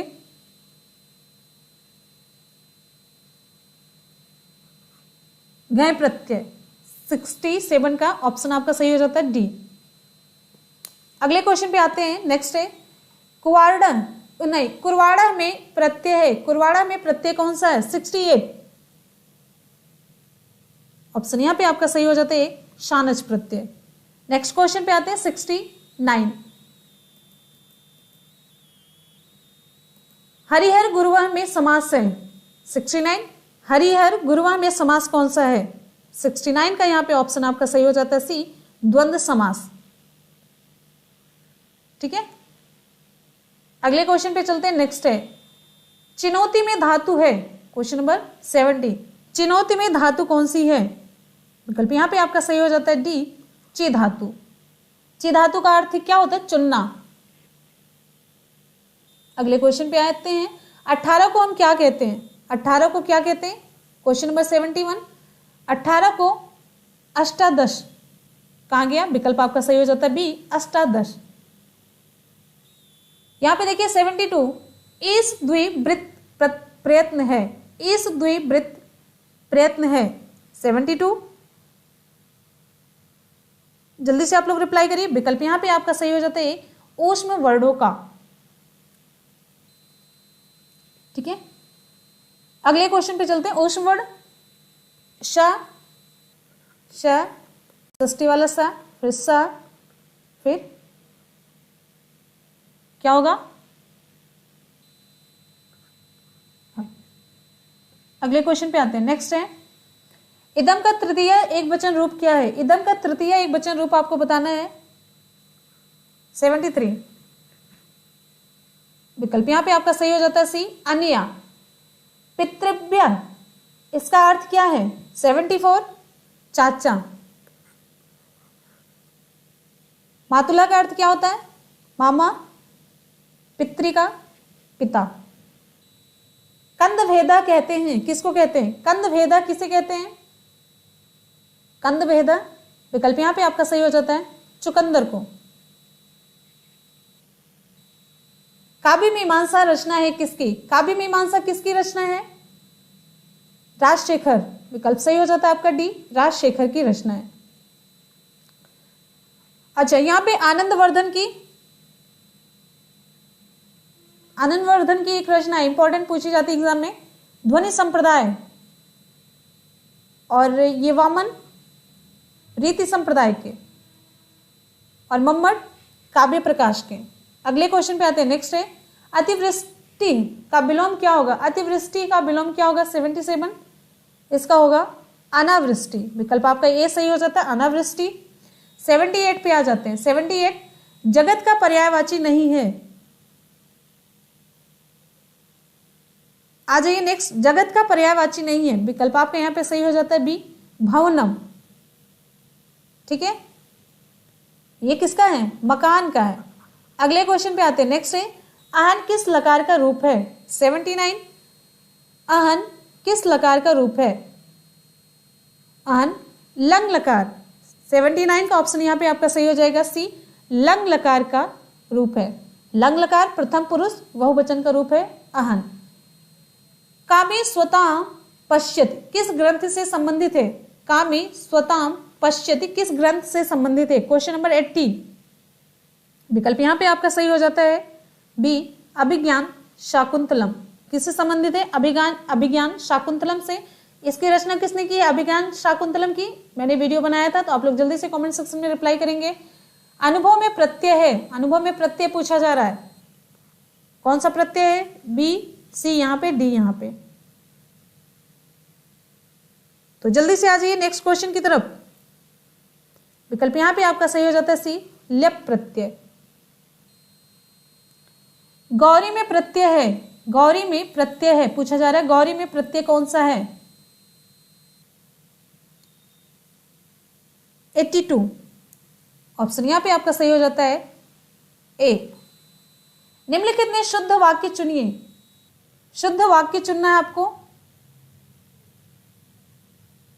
83। ऑप्शन यहां पे आपका सही हो जाता है तत्र पंचजना निवसन्ति, तत्र पंचजना निवसन्ति। अंत्यादि में संधि है, अंत्यादि में संधि पूछा जा रहा है, क्या है अंत्यादि में संधि? 84। ऑप्शन यहां पे आपका सही हो जाता है डी, यण संधि।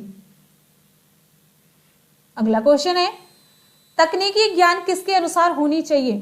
तकनीकी ज्ञान किसके अनुसार होनी चाहिए? 85। यहां पे हमारा ऑप्शन कौन सा सही होगा? 85 का उत्तर आपका सही हो जाता है छात्र के स्तर के अनुसार होना चाहिए। छात्र केंद्रित, बाल केंद्रित शिक्षा, सब कुछ बालक के अनुसार। शिक्षण सूत्र के प्रवर्तक हैं, शिक्षण सूत्र के प्रवर्तक कौन है? 86। विकल्प यहां पे आपका सही हो जाता है सी, हर्बर्ट स्पेंसर एवं कमेनियस। अगले क्वेश्चन पे आते हैं। नेक्स्ट है मनोविज्ञान में तार्किक को क्या कहते हैं? 87। मनोविज्ञान में तार्किक को क्या कहते हैं? तार्किक को कहते हैं 87। विकल्प यहां पे आपका सही हो जाता है अनुभव से तर्क की ओर। शिक्षण विधि की विशेषता है क्वेश्चन नंबर 88। क्वेश्चन नंबर 88 का ऑप्शन यहां पे आपका सही हो जाता है डी, इनमें से सभी शिक्षण विधि की विशेषताएं हैं। क्वेश्चन नंबर 89 व्याकरण शिक्षण की विधियों में आर्मस्ट्रांग प्रवर्तक हैं, किसके? आर्मस्ट्रांग ह्यूरिस्टिक विधि के। विकल्प आपके यहां पे सही हो जाता है बी, ह्यूरिस्टिक विधि के प्रवर्तक हैं। अगले क्वेश्चन पे आते हैं। नेक्स्ट है पादह का हिंदी अर्थ क्या होगा? पादह का हिंदी अर्थ क्या होगा? क्वेश्चन नंबर 90 का ऑप्शन यहां पे आपका सही हो जाता है पैर। ठीक है, 90 का ऑप्शन आपका सही हो जाता है पैर। हस्ता का अर्थ हाथ होता है, चक्षु का अर्थ आंख होता है, और मस्तक को संस्कृत में क्या कहते हैं? ललाटह कहते हैं। ठीक, अब आ जाते हैं यहाँ पे आपका क्वेश्चन हो जाता है कंप्लीट। किसका? संस्कृत का। आप लोग संस्कृत में 30 में कितना स्कोर कर पाए? आप लोग कमेंट सेक्शन में कमेंट करके जरूर बताएंगे। अब हम लोग कवर करते हैं इधर मैथ्स का पोर्शन। आप लोग तैयार हैं? गणित सॉल्व करने के लिए तैयार हैं? अगर आपको गणित ना भी आए ना तो आप लोग तुक्का जरूर मारिएगा। बहुत बढ़िया, संस्कृत में 30 में 30, एक्सीलेंट, बहुत बढ़िया। चलिए इसी बात पे जल्दी से करिए वीडियो को लाइक और चलते हैं अगले क्वेश्चन की तरफ। मैथमेटिक्स सभी का मैथ से, किसी को छोड़ना नहीं है, कम से कम तुक्का ही आप लोग लगाते चलिए और टाइम नहीं लगाएंगे। जल्दी से जो जिसका हल ज्यादा होगा उसे हम लोग बस सरसरी निगाह से देखेंगे और बताते चलेंगे, रिप्लाई उत्तर बताते चलेंगे। जहां पर भी दिक्कत होगा तुक्का मारिए। देखिए 30 में से आपको कितना मिलता है, 30 में से आप कितना सही कर पाते हैं तुक्के के आधार पे, और जिसको आता है वो लोग फुल कॉन्सेंट्रेट होकर के क्वेश्चन सॉल्व करेंगे। आ जाते हैं गणित विषय को पाठ्यक्रम में विशेष स्थान देने का मुख्य कारण क्या है? ऐसा नहीं, अगर आपको गणित नहीं आती ना फिर भी अगर आप 15 सही कर पाते, देखिए 15 कैसे सही होगा? कम से कम 5 क्वेश्चन तो ऐसे होंगे जो आप लोग इजिली कर ले जाएंगे। 10 तुक्के से सही हो जाएगा ना, 5 तो सही होगा ना। और अगर आपका 3 सब्जेक्ट सही हो गया, इधर आपका कुछ सही हो गया, फिर उधर आपके दूसरे लैंग्वेज से सही होगा, 4 सब्जेक्ट मिल लिए आपका बहुत सही होगा। एक जो लैंग्वेज आप पहले चुने होंगे वो भी सही होगा, तो 120 पूरा ऐसे ही बन रहा है, तो आप लोग कवर कर ले जाएंगे। 91 विकल्प यहां पे आपका सही हो जाता है डी, उपरोक्त सभी। बहुत बढ़िया, चलिए अगले क्वेश्चन पे आ जाते हैं। 91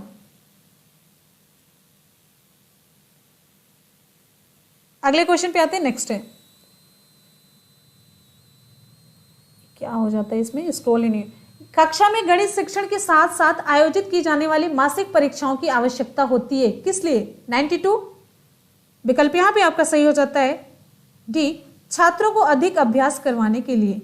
विकल्प यहां पे आपका डी सही होगा, छात्रों को अधिक अभ्यास करवाने के लिए। ठीक, अगला है, एक अच्छा गणितज्ञ होने के लिए क्या जरूरी है? गणित विषय को पाठ्यक्रम में विशेष स्थान देने का मुख्य कारण छात्रों के चरित्र का विकास करना, छात्रों का सामाजिकरण करना, तार्किक दृष्टिकोण पैदा करना। ये सभी ऑप्शन आपका डी सही होगा। 93 पे आ जाइए। विकल्प यहां पे आपका सही हो जाता है डी, सभी अवधारणाओं को समझना, लागू करना और उनमें संबंध स्थापित करना। नेक्स्ट है, गणित शिक्षण में कौशलात्मक उद्देश्य के विशिष्टीकरण का एक उदाहरण होगा। कौशलात्मक उद्देश्य के विशिष्टीकरण का उदाहरण। 94। विकल्प यहां पे आपका कौन सा सही होगा? ए, गणितीय आकृतियां बनाना। फिर 95, किस विधि में पहले उदाहरण बाद में नियम दिए जाते हैं? किस विधि में पहले उदाहरण फिर बाद में नियम दिए जाते हैं? ये तो इंपॉर्टेंट क्वेश्चन है, ऐसे क्वेश्चन तो आप लोगों को बिल्कुल कर लेने चाहिए। 95, आगमन विधि। कौन सी विधि? आगमन विधि में पहले उदाहरण फिर बाद में नियम बताए जाते हैं। अच्छा, यहां पे देखिए, गणित एक ऐसा विषय है जिसमें हम यह भी नहीं जानते कि हम किसके बारे में बात कर रहे हैं और न ही यह जान पाते हैं कि जो कह रहे हैं वह सत्य है। यह कथन किसका है? आपको विकल्प बताना है जल्दी से। चलिए आ जाइए नेक्स्ट क्वेश्चन पे।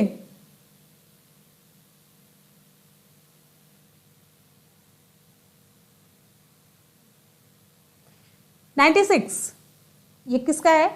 बर्टेन रसेल का है। ठीक है, अगले क्वेश्चन पे आते हैं। नेक्स्ट आपका क्वेश्चन है, यहां पे पूछा जा रहा है गणित की प्रकृति कैसी है, नेचर कैसा है? तो 97 पे चलते हैं। तो 97 आप लोग जल्दी से रिप्लाई करते रहिए जिससे कि मुझे पता चले कि आप लोग किस क्वेश्चन पे पहुंच चुके हैं। 97 का यहाँ पे ऑप्शन आपका सही हो जाता है बी, तार्किक। कैसी होती है? तार्किक होती है। ये आपके एग्जाम में क्वेश्चन पूछा भी गया है। चलिए अब न्यूमेरिकल की तरफ आ जाते हैं। 98 है, यदि दो संख्याओं का योग 11 और उनके गुणनफल, यदि दो संख्याओं का योग कितना है? 11 तथा उनके गुणनफल का 4 गुना 72 हो तो संख्याओं का अंतर क्या होगा? 98 पे आते हैं, जल्दी जल्दी से सॉल्व करना है। चलिए सॉल्व करते हैं या फिर क्या करें?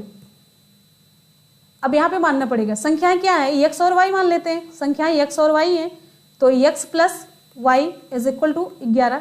पहला समीकरण बनाएंगे, फिर दूसरा बनाएंगे x। अब यहाँ पे पूछा जा रहा है उनके गुणनफल का 4 गुना, गुणनफल एक्स वाई हो गया, 4 गुना गुणा कर देंगे 4 का, फिर कितना हो जाएगा इज इक्वल टू 72। समीकरण 2 बना लेते हैं। अब इसको आप सॉल्व करेंगे पूरा, ठीक है, तो सॉल्व करेंगे पूरा आ जाएगा आपका यहाँ पे finally x minus Y is equal to 7। जैसा होगा आप लोग बताइएगा, नेक्स्ट वीडियो में इसे सॉल्व कर दिया जाएगा। बस इसी समीकरण को आपको सॉल्व कर लेना है। फिर विकल्प यहाँ पे क्या हो जाएगा आपका सही हो जाएगा 98 का बी। ठीक है, अगले क्वेश्चन पे आते हैं 99 पे।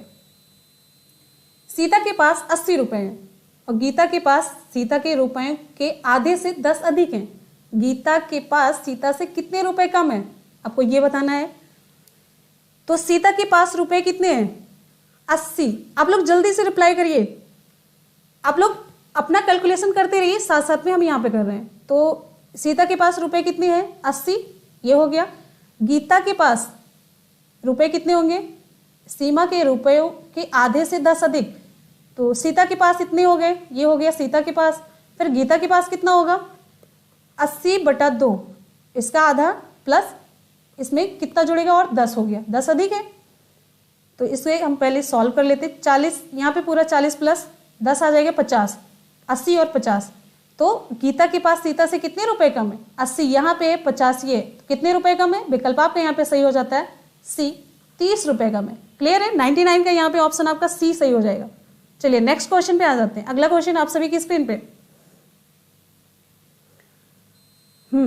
यहाँ पे देखिए एक संख्या का 4/5 मूल संख्या से 9 कम है, संख्या होगी एक संख्या का 4/5 मूल संख्या से 9 कम है, कितना कम है? 9 कम है, संख्या क्या होगी? क्वेश्चन नंबर 100 पे आ जाते हैं। तो आप लोग जल्दी से सॉल्व करिए।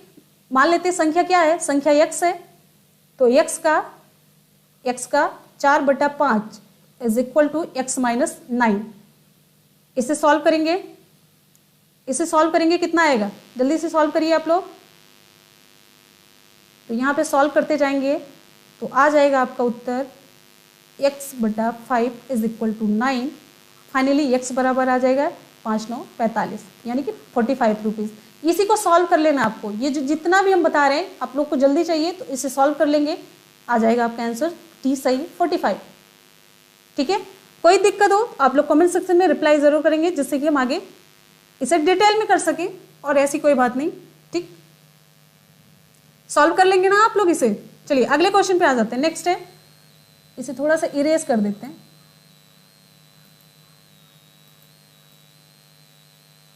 चलिए अब यहां पे अगले क्वेश्चन पे आ जाते हैं। नेक्स्ट आपका क्वेश्चन है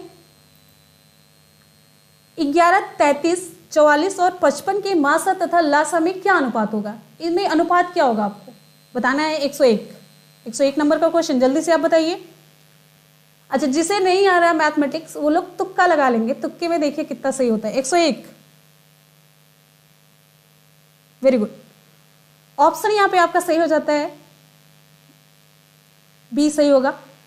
इसका लासा कितना होगा? इसका पूरा आप लासा निकालेंगे तो ये हो जाएगा पूरा 660 काटी करना है फिर। और इसका मासा देखने में पता चल रहा है कि 11 ही होगा मासा, सभी संख्या कट जाएंगी।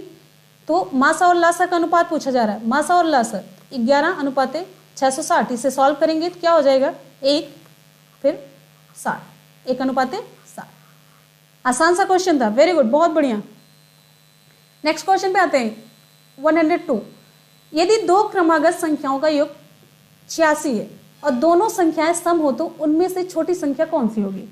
दो क्रमागत संख्याओं का योग पूछा जा रहा है, बताया जा रहा है 86 है और दोनों संख्याएं सम हो तो उनमें से छोटी संख्या क्या होगी? 1 मिनट पानी पी लेते हैं।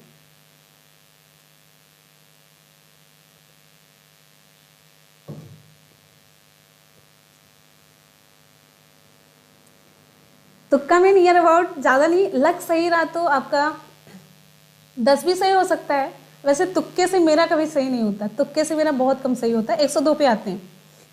तो दो क्रमागत संख्याएं, एक मान लेते हैं x हो गया, दूसरी क्या होगी? x+2 होगी।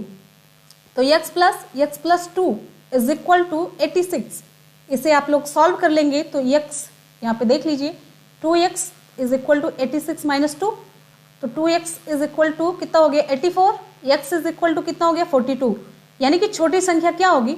x माना हमने, तो छोटी संख्या कहाँ गई? ऑप्शन आपका सही हो जाता है 42। क्लियर है? वेरी गुड, बहुत बढ़िया। ऐसे आप लोग रिप्लाई करेंगे ना तो बहुत अच्छा लगेगा, बहुत बढ़िया, एक्सीलेंट। चलिए अब अगले क्वेश्चन पे आ जाते हैं। नेक्स्ट आपका क्वेश्चन है, हाँ अब यहाँ पे थोड़ा सा स्पेस कम है ना तो दिक्कत है। यदि 1 किलोग्राम शुद्ध दूध में 180 ग्राम वसा हो तो 50 किलोग्राम शुद्ध दूध में कुल कितनी वसा होगी? जल्दी से आप सभी लोग रिप्लाई करिए, आसान सा क्वेश्चन है। 103 देखिए, चूंकि 1 किलोग्राम शुद्ध दूध में वसा की मात्रा कितनी है? 180। एक मिनट, कितनी है? 180 है, 180 ग्राम है। 50 किलोग्राम शुद्ध दूध में वसा की मात्रा कितनी होगी? 1 किलोग्राम में इतनी है तो 50 में 50 गुणे इतना हो जाएगा 180। कितना हो गया? उत्तर आपका आ जाएगा, यहाँ पे गुणा करेंगे 90, यहाँ पे पूरा 9000। ये कितना आएगा? लेकिन ग्राम में आंसर किस में आएगा? ग्राम में। और यहाँ पे आपका उत्तर किस में दिया है? किलोग्राम में दिया है। तो 9000 ग्राम को अगर किलोग्राम में आप बदलेंगे तो कितना आएगा? विकल्प यहाँ पे आपका सही हो जाता है सी, 9 किलोग्राम। बहुत बढ़िया, जल्दी से चलते हैं अगले क्वेश्चन की तरफ। हमारे सारे स्टूडेंट बहुत ही एकदम एक्सीलेंट परफॉर्मेंस करने वाले हैं। तो 104, अभिषेक का जन्म 5 अगस्त सन 2004 में हुआ था। 25 जुलाई सन 2016 में उसकी आयु कितनी होगी? आपको बताना है, आयु का कैलकुलेशन करना है। तो आप लोग अपनी एज कैलकुलेट कर पाते होंगे तो तब तो सही है। तो यहाँ पे देखिए वर्ष, अब यहाँ पे चलिए आपको तरीका बताते हैं। वर्ष हो गया, माह हो गया, दिन लिखिए, ठीक। तो कितनी थी, हाँ 2016 जुलाई 7/25 डेट लिखा है ये 25 और माह यहाँ पे जुलाई था तो 7 माह होगा, 7वां मंथ।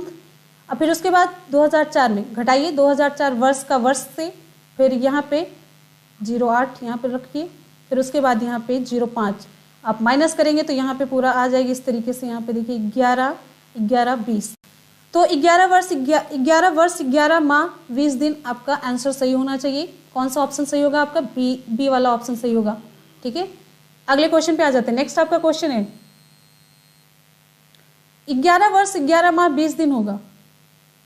ठीक है, अब यहां से देखिए यहां कैसे घटेगा, जाएगा ना वर्ष पूरा, तो यहाँ पे माह में जुड़ जाएगा, फिर माह उसमें से कैंसिल घटेगा, माइनस करेंगे फिर तो यहाँ पे 15 बचेगा, 15 में से 4 जाएगा, 11 वर्ष होगा।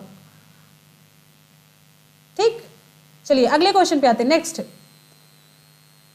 यहाँ पे देखिए अभिनव ने एक क्रिकेट बैट 800 रुपए में खरीदकर अपने मित्र को 1000 रुपए में बेच दिया, उसे लाभ या हानि प्रतिशत में कितना होगा।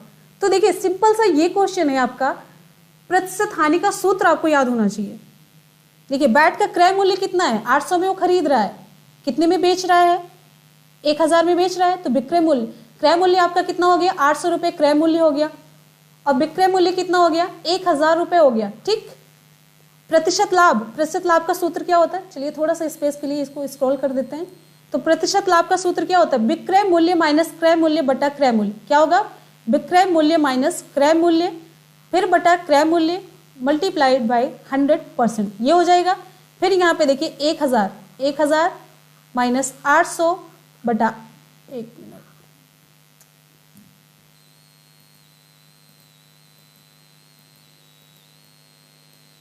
चलिए ये इस क्वेश्चन देख रहा है उसको छोड़िए, फिर इसके नीचे कितना बटा 800 गुणे कर देंगे 100%, ये हो गया। इसको आप लोग सॉल्व कर लेंगे, 1000 में से 800 गया, यहाँ पे आ जाएगा आपका, देखिए यहाँ पे आते हैं हम लोग 200 बटा 8% हो जाएगा यहाँ पे। तो इस तरीके से आप सॉल्व करेंगे, कितना हो गया 25%, विकल्प यहाँ पे आपका सही हो जाएगा बी। ठीक, वेरी गुड, बहुत बढ़िया। अगले क्वेश्चन पे आते हैं। नेक्स्ट आपका क्वेश्चन है, एक मिनट रुक जाइएगा,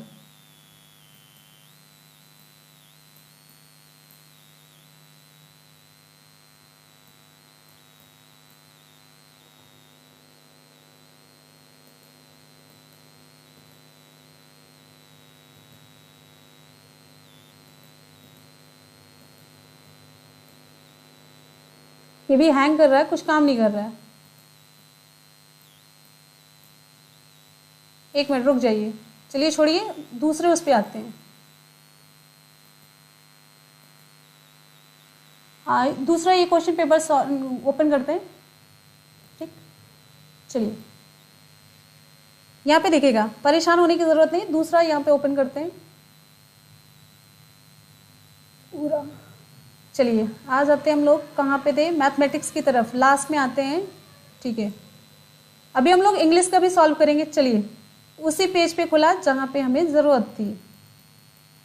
ओके, क्वेश्चन नंबर 106, यदि किसी घड़ी की घंटे तथा मिनट वाली सुइयां 12 पर हो तो दोनों के बीच का कोण क्या होगा। बहुत बढ़िया सा क्वेश्चन है, ध्यान से देखिए। हाँ यहाँ पे देखिए 106 पे देखिए 12 बजे दोनों सुइयां परस्पर एक साथ, घड़ी की घंटे की और मिनट की सुइयां 12 पर हों, दोनों 12 पर होंगी तो कोण कितना होगा, 0 डिग्री। ये आसान से अगर आप लोग क्वेश्चन पढ़ते तो ये आपका 1 नंबर सही हो जाता है। ठीक, ए होगा। अरे भाई दोनों घड़ी घंटे वाली और मिनट वाली सुइयां 12 पर, दोनों 12 पर हैं तो कितने अंश का कोण बनेगा, घंटे वाली भी 12 पे हो गई, मिनट वाली भी 12 पे हो गई, यहाँ पे होती, यहाँ पे तो कुछ कोण बनता कि नहीं बनता, यहाँ पे तो 0 अंश का कोण बनेगा ना। फिर यहाँ पे आगे आ जाइए, एक आयताकार खेत की लंबाई उसकी चौड़ाई की 1.5 गुना है और खेत का क्षेत्रफल 216 वर्ग मीटर है। खेत की लंबाई क्या होगी, अब यहाँ पे देखिए आयताकार खेत की चौड़ाई कितनी है, मान लेते हैं x मीटर है, और लंबाई अब यहाँ पे 2 1 के 2 3/2 हो गया कि नहीं, तो इसकी लंबाई कितनी हो जाएगी 3x/2, सवाल के अकॉर्डिंग इतनी मीटर है। तब खेत का क्षेत्रफल क्या है 200, यहाँ पे 16 वर्ग मीटर, ये सब दिया हुआ है, इतनी चीजें हमें मिल रही हैं, ठीक है। तो 3x/2 multiplied by x is equal to 216। इसे आप लोग सॉल्व करेंगे तो यहाँ पे 2 देखिए x का स्क्वायर इज इक्वल टू आ जाएगा 144। तो x बराबर वर्गमूल निकालेंगे 12 मीटर आपका आएगा। खेत की लंबाई हमने मानी है कितनी है, आप बताया गया है जो लंबाई है कितनी है, ये है 3x/2। तो x आपका 12 आ गया, तो इस पर आप रखेंगे 3/2 गुणे 12, कितना आ जाएगा 18 मीटर। तो 6 बार 36 18, तो विकल्प आपके यहाँ पे सही हो गया सी 18 मीटर। ठीक, अगले क्वेश्चन पे आ जाते हैं। 18 मीटर होगा, यहाँ पे लंबाई पूछी जा रही है, ध्यान दीजिएगा क्वेश्चन में। अगला क्वेश्चन है, एक वर्गाकार मैदान की प्रत्येक भुजा 450 सेंटीमीटर है, मैदान का परिमाप मीटर में कितना होगा। एक वर्गाकार मैदान की प्रत्येक भुजा 450 सेंटीमीटर है, मैदान का परिमाप, आसान सा क्वेश्चन, जल्दी से बताइए। तो मैदान की प्रत्येक भुजा 450 सेंटीमीटर है, मीटर में कितनी होगी, 450 सेंटीमीटर है तो मीटर में कितनी होगी, 4.5 मीटर हो गया कि नहीं। तो मैदान का परिमाप चारों भुजा आप जोड़ लीजिए या तो 4 का गुणा करिए, 4 का गुणा कर दीजिए तो कितनी हो जाएगी 4 × 16 18 मीटर हो जाएगी। ये तो आप जोड़िए 4 बार 4.5, फिर ऐसे 4 बार, ये तो आप 4 बार जोड़िए तो 4 का गुणा करिए। विकल्प यहाँ पे आपका कौन सा सही हो जाएगा, ए सही हो जाएगा 18 मीटर। ठीक, बहुत बढ़िया। तो सभी लोग एक बार जल्दी से आप सभी लोग वीडियो को लाइक करिए, एक बार जल्दी से लाइक करिए, जितने भी स्टूडेंट अभी चैनल पे जुड़े हैं लाइव देख रहे हैं, तो बहुत बढ़िया। चलिए अगले क्वेश्चन पे चलते हैं। राम ने एक महाजन से 8,000 रुपये 5% वार्षिक साधारण ब्याज की दर से उधार लिया, तो 5 वर्ष पश्चात उसे कितना धन ब्याज के रूप में देना पड़ेगा, आपको बताना है 109। तो साधारण ब्याज का सूत्र क्या होगा, आसान सा क्वेश्चन है, साधारण ब्याज आपको बताना है मूलधन गुणे दर गुणे समय बटा 100। तो मूलधन आपका कितना है 8,000, कितना हो गया 8,000 गुणे कितना, फिर दर 5 है, समय क्या है 5 है, बटा 100 कट करेंगे आप पूरा, तो यहाँ पे आपका 5 × 25, यहाँ पे पूरा आ जाएगा 2,000 रुपये। कितना होगा 2,000 रुपये। कौन सा ऑप्शन है आपका, ऑप्शन सही हो जाता है डी 2,000 रुपये। आसान सा क्वेश्चन, वेरी गुड, बहुत बढ़िया, एक्सीलेंट। चलिए अगले क्वेश्चन पे आते हैं। दी गई आकृति में कोण ए बी सी की अंश माप होगी, कोण ए बी सी क्या पूछा जा रहा है, कोण ए बी ये पूछा जा रहा है, कोण ए बी सी की अंश माप कितनी होगी। ठीक, आपको बताना है, देखिए ए बी सी, कोण ए बी सी, इसका पूरा योग कितना होना चाहिए त्रिभुज का 180 अंश ना। तो अब 180 में से आपको 90 और 35 घटा दीजिए, 180 माइनस 90 और 35 कितना हो गया 125, कितना आ गया 55। ये तो बहुत आसान सा ऑप्शन यहाँ पे आपका सही हो जाता है बी। अगले क्वेश्चन पे आ जाते हैं, नेक्स्ट है, सम अष्टभुज में विकर्णों की संख्या होगी, सम अष्टभुज में विकर्णों की संख्या कितनी होगी। तो विकर्णों की संख्या का एक फॉर्मूला है n-3/2, विकर्णों की संख्या का सूत्र है। तो यहाँ पे पूछा जा रहा है सम अष्टभुज, n बराबर कितना है 8 है, n बराबर यहाँ पे क्या है 8 है। ठीक, तो 8 फिर 8 - 3/2, तो यहाँ पे हो जाएगा 8 में से 3 जाने पे कितना बचेगा 5 बचेगा, ये काटिए 2 चौकाट, तो 4 × 5 = 20 हो गया। विकल्प यहाँ पे आपका सही हो जाएगा ये 20। ठीक, बहुत बढ़िया। अगले क्वेश्चन पे आते हैं, किस संख्या का 15% 225 होगा, किस संख्या का 15% 225 होगा। मान लेते हैं वो संख्या कौन सी है, यक्स है। तो यक्स का 15% यानी कि 15/100 कितना हो गया 225 के। तो यक्स बराबर कितना हो गया, यहाँ पे भाग है उधर जाके गुणा हो जाएगा, 225 × 100/15। आप लोग सॉल्व करेंगे तो यक्स बराबर कितना आ जाएगा आपका, यहाँ पे उत्तर आ जाएगा 15,000, यानी कि संख्या आपकी हो जाएगी 15,000। तो 15,000 का 15% करेंगे तो कितना आ जाएगा, करिए, फिर आपका यहाँ पे आ जाएगा, ठीक है 15,000 नहीं होगा 1,500 होगा। ठीक है 1,500, तभी तो यहाँ पे 2,250 हो जाएगा, 1,500 आएगा, उत्तर आपका 1,500 आएगा। ठीक है, अगले क्वेश्चन पे आ जाते हैं, नेक्स्ट है क्वेश्चन नंबर 13। अब यहाँ पे देखिए क्या पूछा जा रहा है भाई, जानवरों के एक समूह में कुछ खरगोश तथा कुछ कबूतर हैं जिनके सिरों की संख्या 80 है और पैरों की संख्या कितनी है? सिरों की संख्या 80 और पैरों की संख्या 192। समूह में खरगोश कितने होंगे आपको बताना है, समूह में खरगोश कितने होंगे।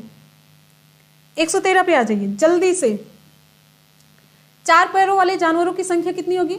पैरों की संख्या बटा 2, क्योंकि 4 पैर होंगे तो जानवर बटा 2 करेंगे तभी पता चलेगा। पैरों की संख्या बटा 2, देखिए पैरों की संख्या, अब यहाँ पे हम निकाल रहे हैं 4 पैर वाले जानवरों की संख्या निकाल रहे हैं।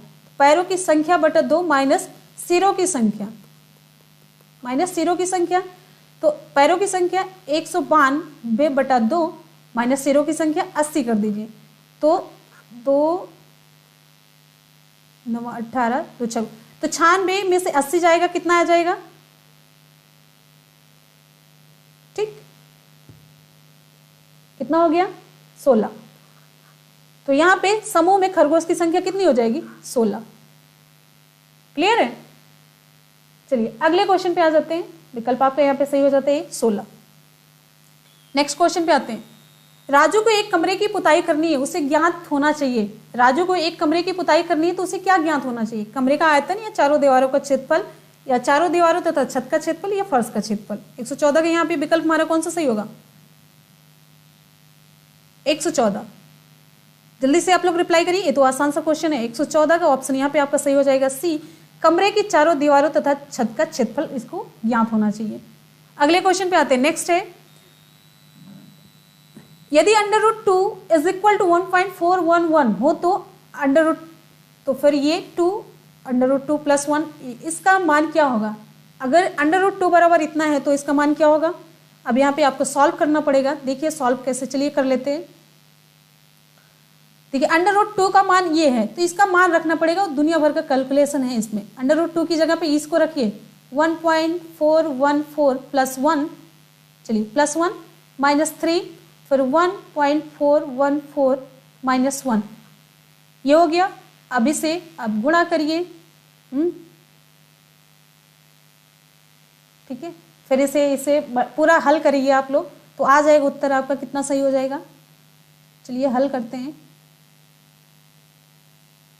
ठीक, इसको पहले इसमें जोड़ लीजिए, ये दोनों जोड़ लीजिएगा, आसान सा हो जाएगा। चलिए हम जोड़ लेते हैं 2, फिर उसके बाद 2.414 ये हो गया, फिर माइनस 3 गुणे 0.414, चलिए कर ही लेते हैं। तो यहाँ पे हो जाएगा 4.828 हो जाएगा, फिर उसके बाद 1.242 हो जाएगा, लास्ट में आ जाएगा 3.586। 3.586 कौन सा विकल्प है? विकल्प आपका सी सही होता है। अगले क्वेश्चन पे आते हैं। नेक्स्ट, बहुत बढ़िया। कक्षा 5 के कुछ विद्यार्थियों का वजन निम्नवत है, ये निम्नवत है, कुछ वजन है जो इस तरीके से। कक्षा में 20 से 25 आयु वर्ग के विद्यार्थियों की संख्या कितनी होगी? 116 पे आते हैं। 20 से 25 आयु वर्ग के विद्यार्थियों की संख्या, अब यहां पे जोड़ना पड़ेगा आपको। विकल्प आपका यहां पे सही हो जाता है 13, ठीक है, जोड़ लीजिएगा आप लोग। अगला है, लूडो का पासा किस आकार का होता है? लूडो का पासा किस आकार का होता है? विकल्प यहां पे कौन सा सही होगा? 117 घनाकार होता है, लूडो का पासा घनाकार होता है। अगले क्वेश्चन पे आते हैं। एक कांच के बर्तन में पानी भरा हुआ है, एक कांच के बर्तन में पानी भरा हुआ है। टीना ने मैदान से कुछ कंकड़ उठाए और बर्तन में डाल दिए। कंकड़ों का आयतन किसके बराबर होगा? विकल्प यहां पे हमारा कौन सा सही होगा? 118। बर्तन में डाले गए कंकड़ों का आयतन किसके बराबर होगा? 118। ध्यान से ऑप्शन आपको पढ़ना है, गलत नहीं करना बिल्कुल भी। बहुत बढ़िया, विकल्प यहां पे आपका सही हो जाता है सी, एक्सीलेंट, गुड। पानी के बढ़े हुए स्तर के बराबर होगा। बर्तन में डाले गए कंकड़ों का जो आयतन होगा बर्तन में बढ़े हुए जल स्तर के बराबर होगा। वेरी गुड, वही पानी एक्स्ट्रा होता है, उठता है। अगला है, दो क्रमागत विषम संख्याओं का अंतर कम से कम क्या हो सकता है? दो क्रमागत विषम संख्याओं का अंतर कम से कम क्या हो सकता है? क्वेश्चन नंबर 119 का विकल्प यहाँ पे हमारा कौन सा सही होगा? दो क्रमागत विषम संख्याओं का अंतर सदैव 2 होता है। अब आसान सा क्वेश्चन है। अगला है 120 नंबर का क्वेश्चन है, a बराबर 2, b बराबर 3, c बराबर 5 हो तो b स्क्वायर बटा a की b घात, b स्क्वायर नहीं, b की c घात बटा a की b घात का मान क्या होगा। अब यहाँ पे चलिए देख लेते हैं, b की c घात, b मतलब 3 की, c घात 5, a की 5 घात, a मतलब 2, इसकी कितनी घात, b 3, कितना हो जाएगा। अब यहाँ पे 3 गुणे 5 गुणे 5 इतना पूरा करिए तो हो जाएगा आपका 243 बटा 2 गुणे 2 गुणे 2, 2 दूनी 4 दूनी 8, 8 यहाँ पे पूरा 243 बटा 8। आसान सा क्वेश्चन था, बहुत आसान सा क्वेश्चन। आप लोग ये सारे क्वेश्चन छोड़ देते हैं, नहीं भाई ये सारे आसान वाले क्वेश्चन तो कर ही लेने चाहिए। अब 3 का 5 बार गुणा आप लोग नहीं कर पाएंगे, 3 गुणे 5 गुणे 5 सॉरी 3 गुणे 3 गुणे 3 गुणे 3 फिर 3, नहीं आ रहा तो ऐसे करिए ना, 3 गुणे 3, 3 तिया 9, 9 गुणे 3, 9 तिया 27, 27 तिया, ऐसे ऐसे करते जाइए। अब चलते हैं नेक्स्ट, दूसरी लैंग्वेज हमारी है इंग्लिश, जिसकी है आप लोग सॉल्व कीजिएगा। तो यहाँ पे बताइए आप लोग, अगर वीडियो पसंद आ रहा है तो वीडियो को एक बार लाइक और शेयर जरूर कर दीजिए, अपने दोस्तों में, व्हाट्सएप पे, फेसबुक ग्रुप पे, सभी पे लाइक और शेयर करते रहिए। और चलिए क्वेश्चन को सॉल्व करते हैं। अब अगला है इंग्लिश का। आप लोग थक चुके हैं। अच्छा ये किसने बोला, चलिए तो फिर आप लोग हाँ नेक्स्ट को आ जाते हैं, नेक्स्ट लैंग्वेज पे। तो करना चाहिए कि नहीं करना चाहिए इंग्लिश का?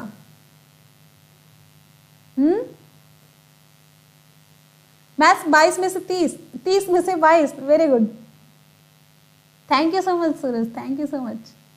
चलिए आगे इंग्लिश का भी कंप्लीट कर लेते हैं, नहीं तो हमारे इंग्लिश वाले बच्चे नाराज हो जाएंगे बहुत ज़्यादा, और हम वो नाराज़गी समझ में नहीं आती, फिर हम डर जाते हैं, बहुत डर लगता है मेरे को। हाँ चलिए अब इंग्लिश पे आ जाते हैं, आ जाइए। चलिए ब्रास वाज, यहाँ पे देखिए, brass was used in the old days, which of the following word is a material noun in the above given sentence. 61 विकल्प यहाँ पे आपका सही हो जाता है। यहाँ पे मटेरियल नाउन कौन सा है, इस सेंटेंस में मटेरियल नाउन आपको बताना है। 61 मटेरियल नाउन पदार्थवाचक संज्ञा, यहाँ पे विकल्प आपका सही हो जाएगा डी ब्रास। ब्रास हुआ, गोल्ड हुआ, ये सभी मटेरियल नाउन है। नेक्स्ट है which of the following word is as personal pronoun. Personal pronoun पुरुषवाचक संज्ञा आपको बताना है। 62 विकल्प यहाँ पे आपका सही हो जाता है बी ही। पुरुषवाचक संज्ञा किसी व्यक्ति, पर्सन के स्थान पर प्रयुक्त वे शब्द जो फर्स्ट पर्सन, सेकेंड पर्सन या थर्ड पर्सन के रूप में होते हैं, तो यहाँ पे ही पर्सनल प्रोनाउन है, थर्ड पर्सन का रूप है। क्लियर है? अगले क्वेश्चन पे आ जाते हैं। नेक्स्ट है they were playing football in the field. They were playing football in the field, which of the following words is a helping verb in the above given sentence. Helping verb आपको बताना है। 63 विकल्प यहां पे आपका सही हो जाता है डी ऑप्शन सही, वर। ठीक है, अगले क्वेश्चन पे आ जाते हैं। नेक्स्ट है proper adjectives are derived from which of the following nouns.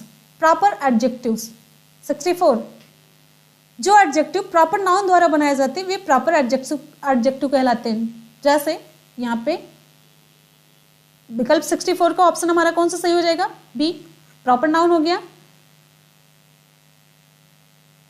अगले क्वेश्चन पे चलते हैं। जैसे एग्जांपल में आपका हो जाता है China, proper noun. China proper noun से क्या बनाया गया, चाइनीज। इंडिया से इंडियन, जापान से जापानीज। समझ रहे ना? नेक्स्ट है we need some water also. We need some water also, which of the following words taken from the above sentence is an adjective of quantity. Adjective of quantity बताना है आपको, adjective of quantity बताना है। परिमाणवाचक विशेषण किसी वस्तु या पदार्थ की मात्राओं को व्यक्त करता है, तो यहां पे क्या हो जाएगा, ऑप्शन यहां पे आपका सही हो जाता है 65 का ऑप्शन आपका सही हो जाता है। अगर वीडियो पसंद आ रहा है तो अच्छा लग रहा है तो आप लोग एक लाइक जरूर कीजिएगा हमारे, ठीक है। हाँ मोटिवेशन के लिए इंग्लिश वाले स्टूडेंट, ठीक है। 65, चलिए 65 हो गया। अगले क्वेश्चन पे आ जाते हैं। इसके एग्जांपल सम हुआ, मैनी हुआ, एनी इनफ हुआ, मोस्ट हुआ, वेरी हुआ, ये सभी। 66, have you got any message from your mother, which of the following words is an adjective of quantity in the above given sentence. अभी आपको मैंने बताया, तो 66 का ऑप्शन यहाँ पे आपका कौन सा सही होगा? बी सही होगा, एनी। अभी मैंने बताया आपको। नेक्स्ट है 67, विच of the following words is an adverb. Adverb आपको बताना है, एडवर्ब। 67 ऑप्शन यहाँ पे आपका सही हो जाता है डी, फॉर्मूले, ठीक है। अगला क्वेश्चन है next. Ramesh knocked on the door but nobody answered. What kinds of parts of speech is represented by the underlined word in the above sentence। Parts of speech बताना है, इसमें अंडरलाइंड जो वर्ड है, एडवर्ब है, adjective, preposition है, conjunction है। 68 विकल्प यहाँ पे आपका सही हो जाता है डी, कंजंक्शन। वाक्य में बट कंजंक्शन है। बट का प्रयोग दो परस्पर विरोधी या विपरीत विचारों को जोड़ने, कनेक्ट करने के लिए किया जाता है। 69, well I don't think I will be home before 6 o'clock। In the above sentence, well represents, will क्या है? will क्या represent करता है? 69 विकल्प यहाँ पे आपका सही हो जाता है बी, इंटरजेक्शन। इंटरजेक्शन। अगले क्वेश्चन पे चलते हैं। अगला है I want to go, question number 70 है, I want to go to a university in the United States. Here in above sentence university is a, university क्या है? क्वेश्चन नंबर 70 ऑप्शन यहाँ पे आपका सही हो जाता है सी, यूनिवर्सिटी नाउन है। कौन सा नाउन? कॉमन नाउन, जातिवाचक संज्ञा।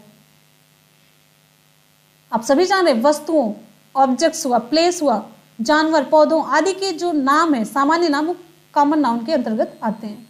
71 है, I met your mother yesterday. I met your mother yesterday. The underline word in the above sentence is a or an, क्या होगा? I met. 71, चलिए जल्दी से बताइए, आप लोग रिप्लाई करिए। ऑप्शन यहां पे आपका सही हो जाता है बी, प्रोनाउन, ठीक है। अगले क्वेश्चन पे चलते हैं। अगला क्वेश्चन है, एक मिनट, कहां से होगा? 71 का ऑप्शन आपका सही हो जाएगा, यहां पे ए सही होगा।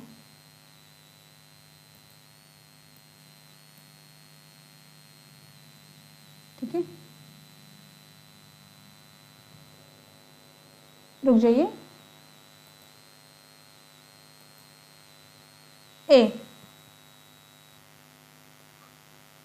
मेट, मीट, मीट मतलब मिलना, इसका पास्ट पार्टिसिपल फॉर्म है ना, तो मीट, मीट का मेट होगा, past participle form. 72, I left my shoes under the table. I left my shoes under the table। Here in above sentence word under is क्या होगा? 72 ऑप्शन यहाँ पे आपका सही हो जाता है बी, अंडर प्रीपोजिशन होगा। ठीक है, नेक्स्ट क्वेश्चन पे आते हैं। नेक्स्ट है, if we finish our work quickly we can go to the movies. The underline word in the above sentence is quickly. 73 विकल्प यहाँ पे आपका सही हो जाता है बी, एडवर्ब। क्विकली क्या होगा? एडवर्ब होगा, क्रिया विशेषण, क्योंकि यह क्रिया किसकी? फिनिश, समाप्त करना को मॉडिफाई कर रहा है। अगला है, which of the following words is an example of preposition. 74 option यहाँ पे आपका सही हो जाता है 74 का ऑप्शन आपका सही हो जाता है यहाँ पे इनटू।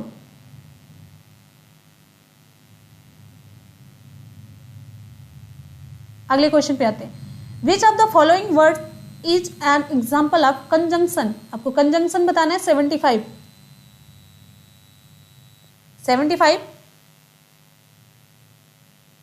ऑप्शन यहां पे आपका सही हो जाता है ए, एंड। इसका प्रयोग दो शब्दों, वर्ड हुआ, फ्रेजेस हुआ, क्लासेस को जोड़ने के लिए किया जाता है। 76 है, which of the words is an, which of the words बोला जा रहा है, which of the word is not a conjunction. 76 विकल्प यहां पे आपका सही हो जाता है डी। इट क्या है? इट प्रोनाउन है। इट प्रोनाउन है। अगले क्वेश्चन पे आते हैं। 77 which of the following words is a conjunction of time. 77 option यहां पे आपका सही हो जाता है B, until. Conjunction of time विकल्प आपका यहां पे सही हो जाता है बी, अनटिल है। 78 पे आते हैं। Look both sides, fill in the blank, you cross the street, which of the following conjunctions most appropriately we used in the blank space of the above sentence। 78 कौन सा भरा जाएगा? 78 का ऑप्शन यहां पे आपका सही हो जाता है बी, बिफोर। बिफोर। अगले क्वेश्चन पे चलते हैं। an interjection is a word or phrase that expresses। 79 emotion. Interjection वे शब्द या फ्रेज होते हैं जो व्यक्ति यानी कि बोलने वाले की भावना, इमोशन को व्यक्त करते हैं। नेक्स्ट है 80 विच of the following statements is wrong about interjection. Interjection के बारे में कौन सा कथन गलत है? Question number 80।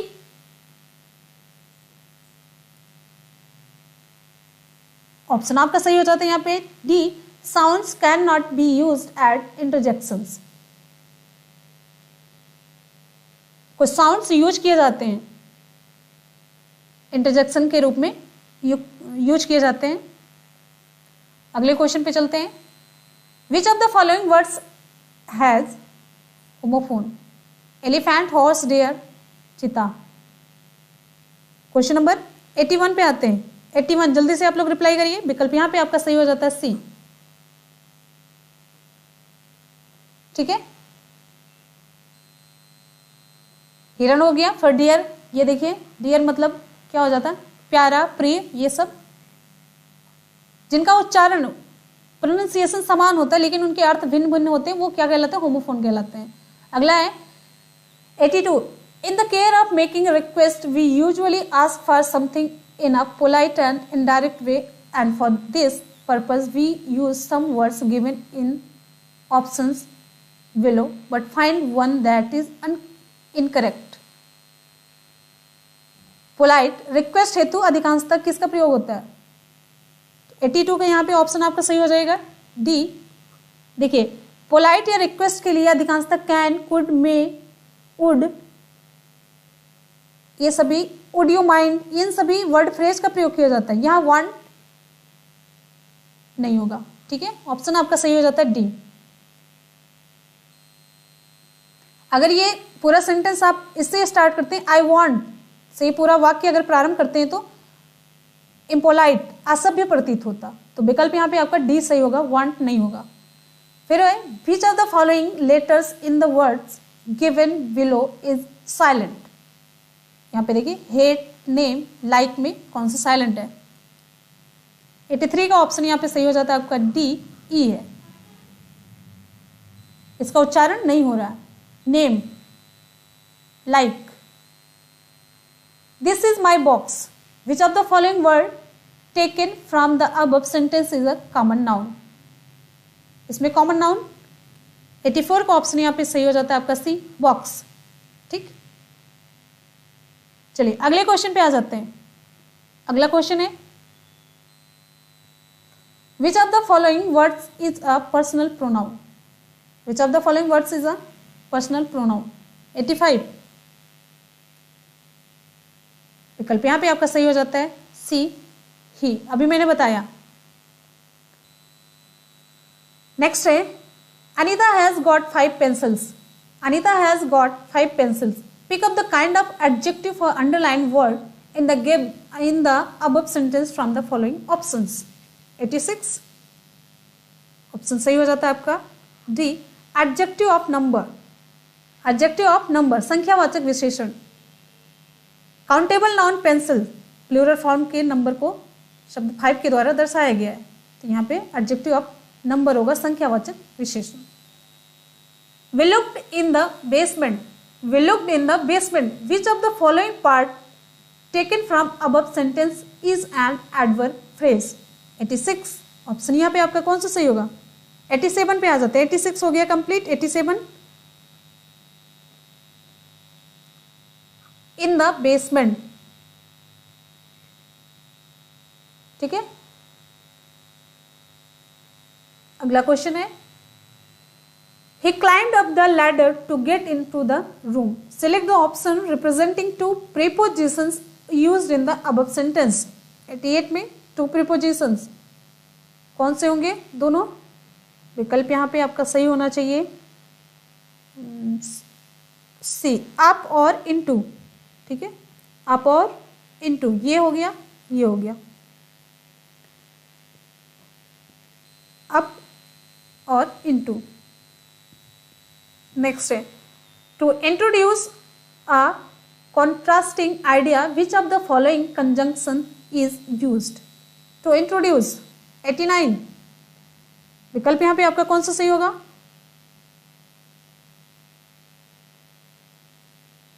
जल्दी से बताइए। ऑप्शन आपका सही हो जाता है बी, एट। दो परस्पर विरोधी विचारों कंट्रास्टिंग आइडियाज को व्यक्त करने हेतु किया जाता है। अगला है which of the following conjunctions is a correlative conjunction.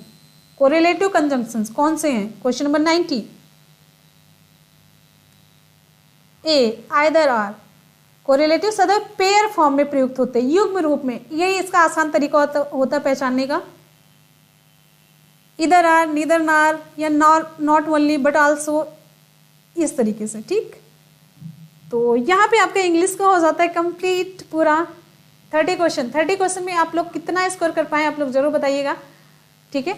तो ये हम लोग की पूरी मेहनत है। पूरे पांचों पेपर हम लोगों ने सॉल्व किया यहाँ पे।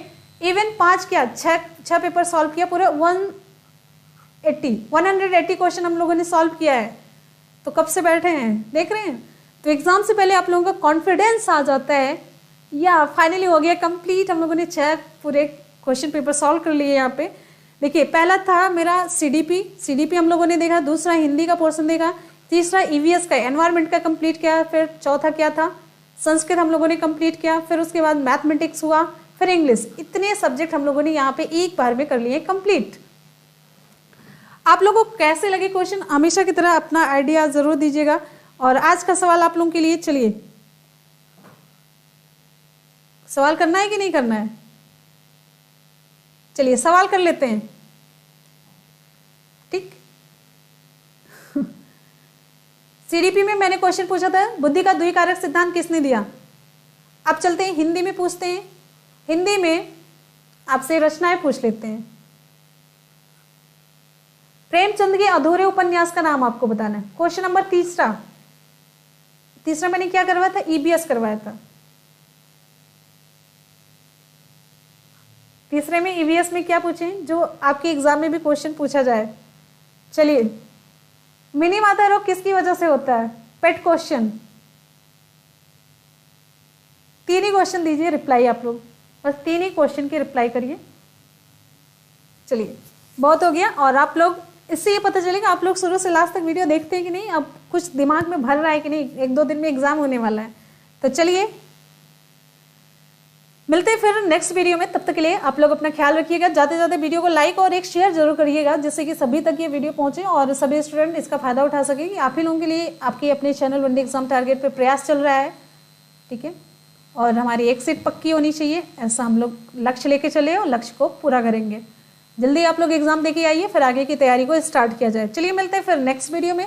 तब तक के लिए आप लोग अपना ख्याल रखिएगा, पढ़ते रहिए, मेहनत करते रहिए, सफलता जरूर मिलेगी। इसी के साथ ही goodbye, take care, thank you so much, love you all, bye bye, thank you.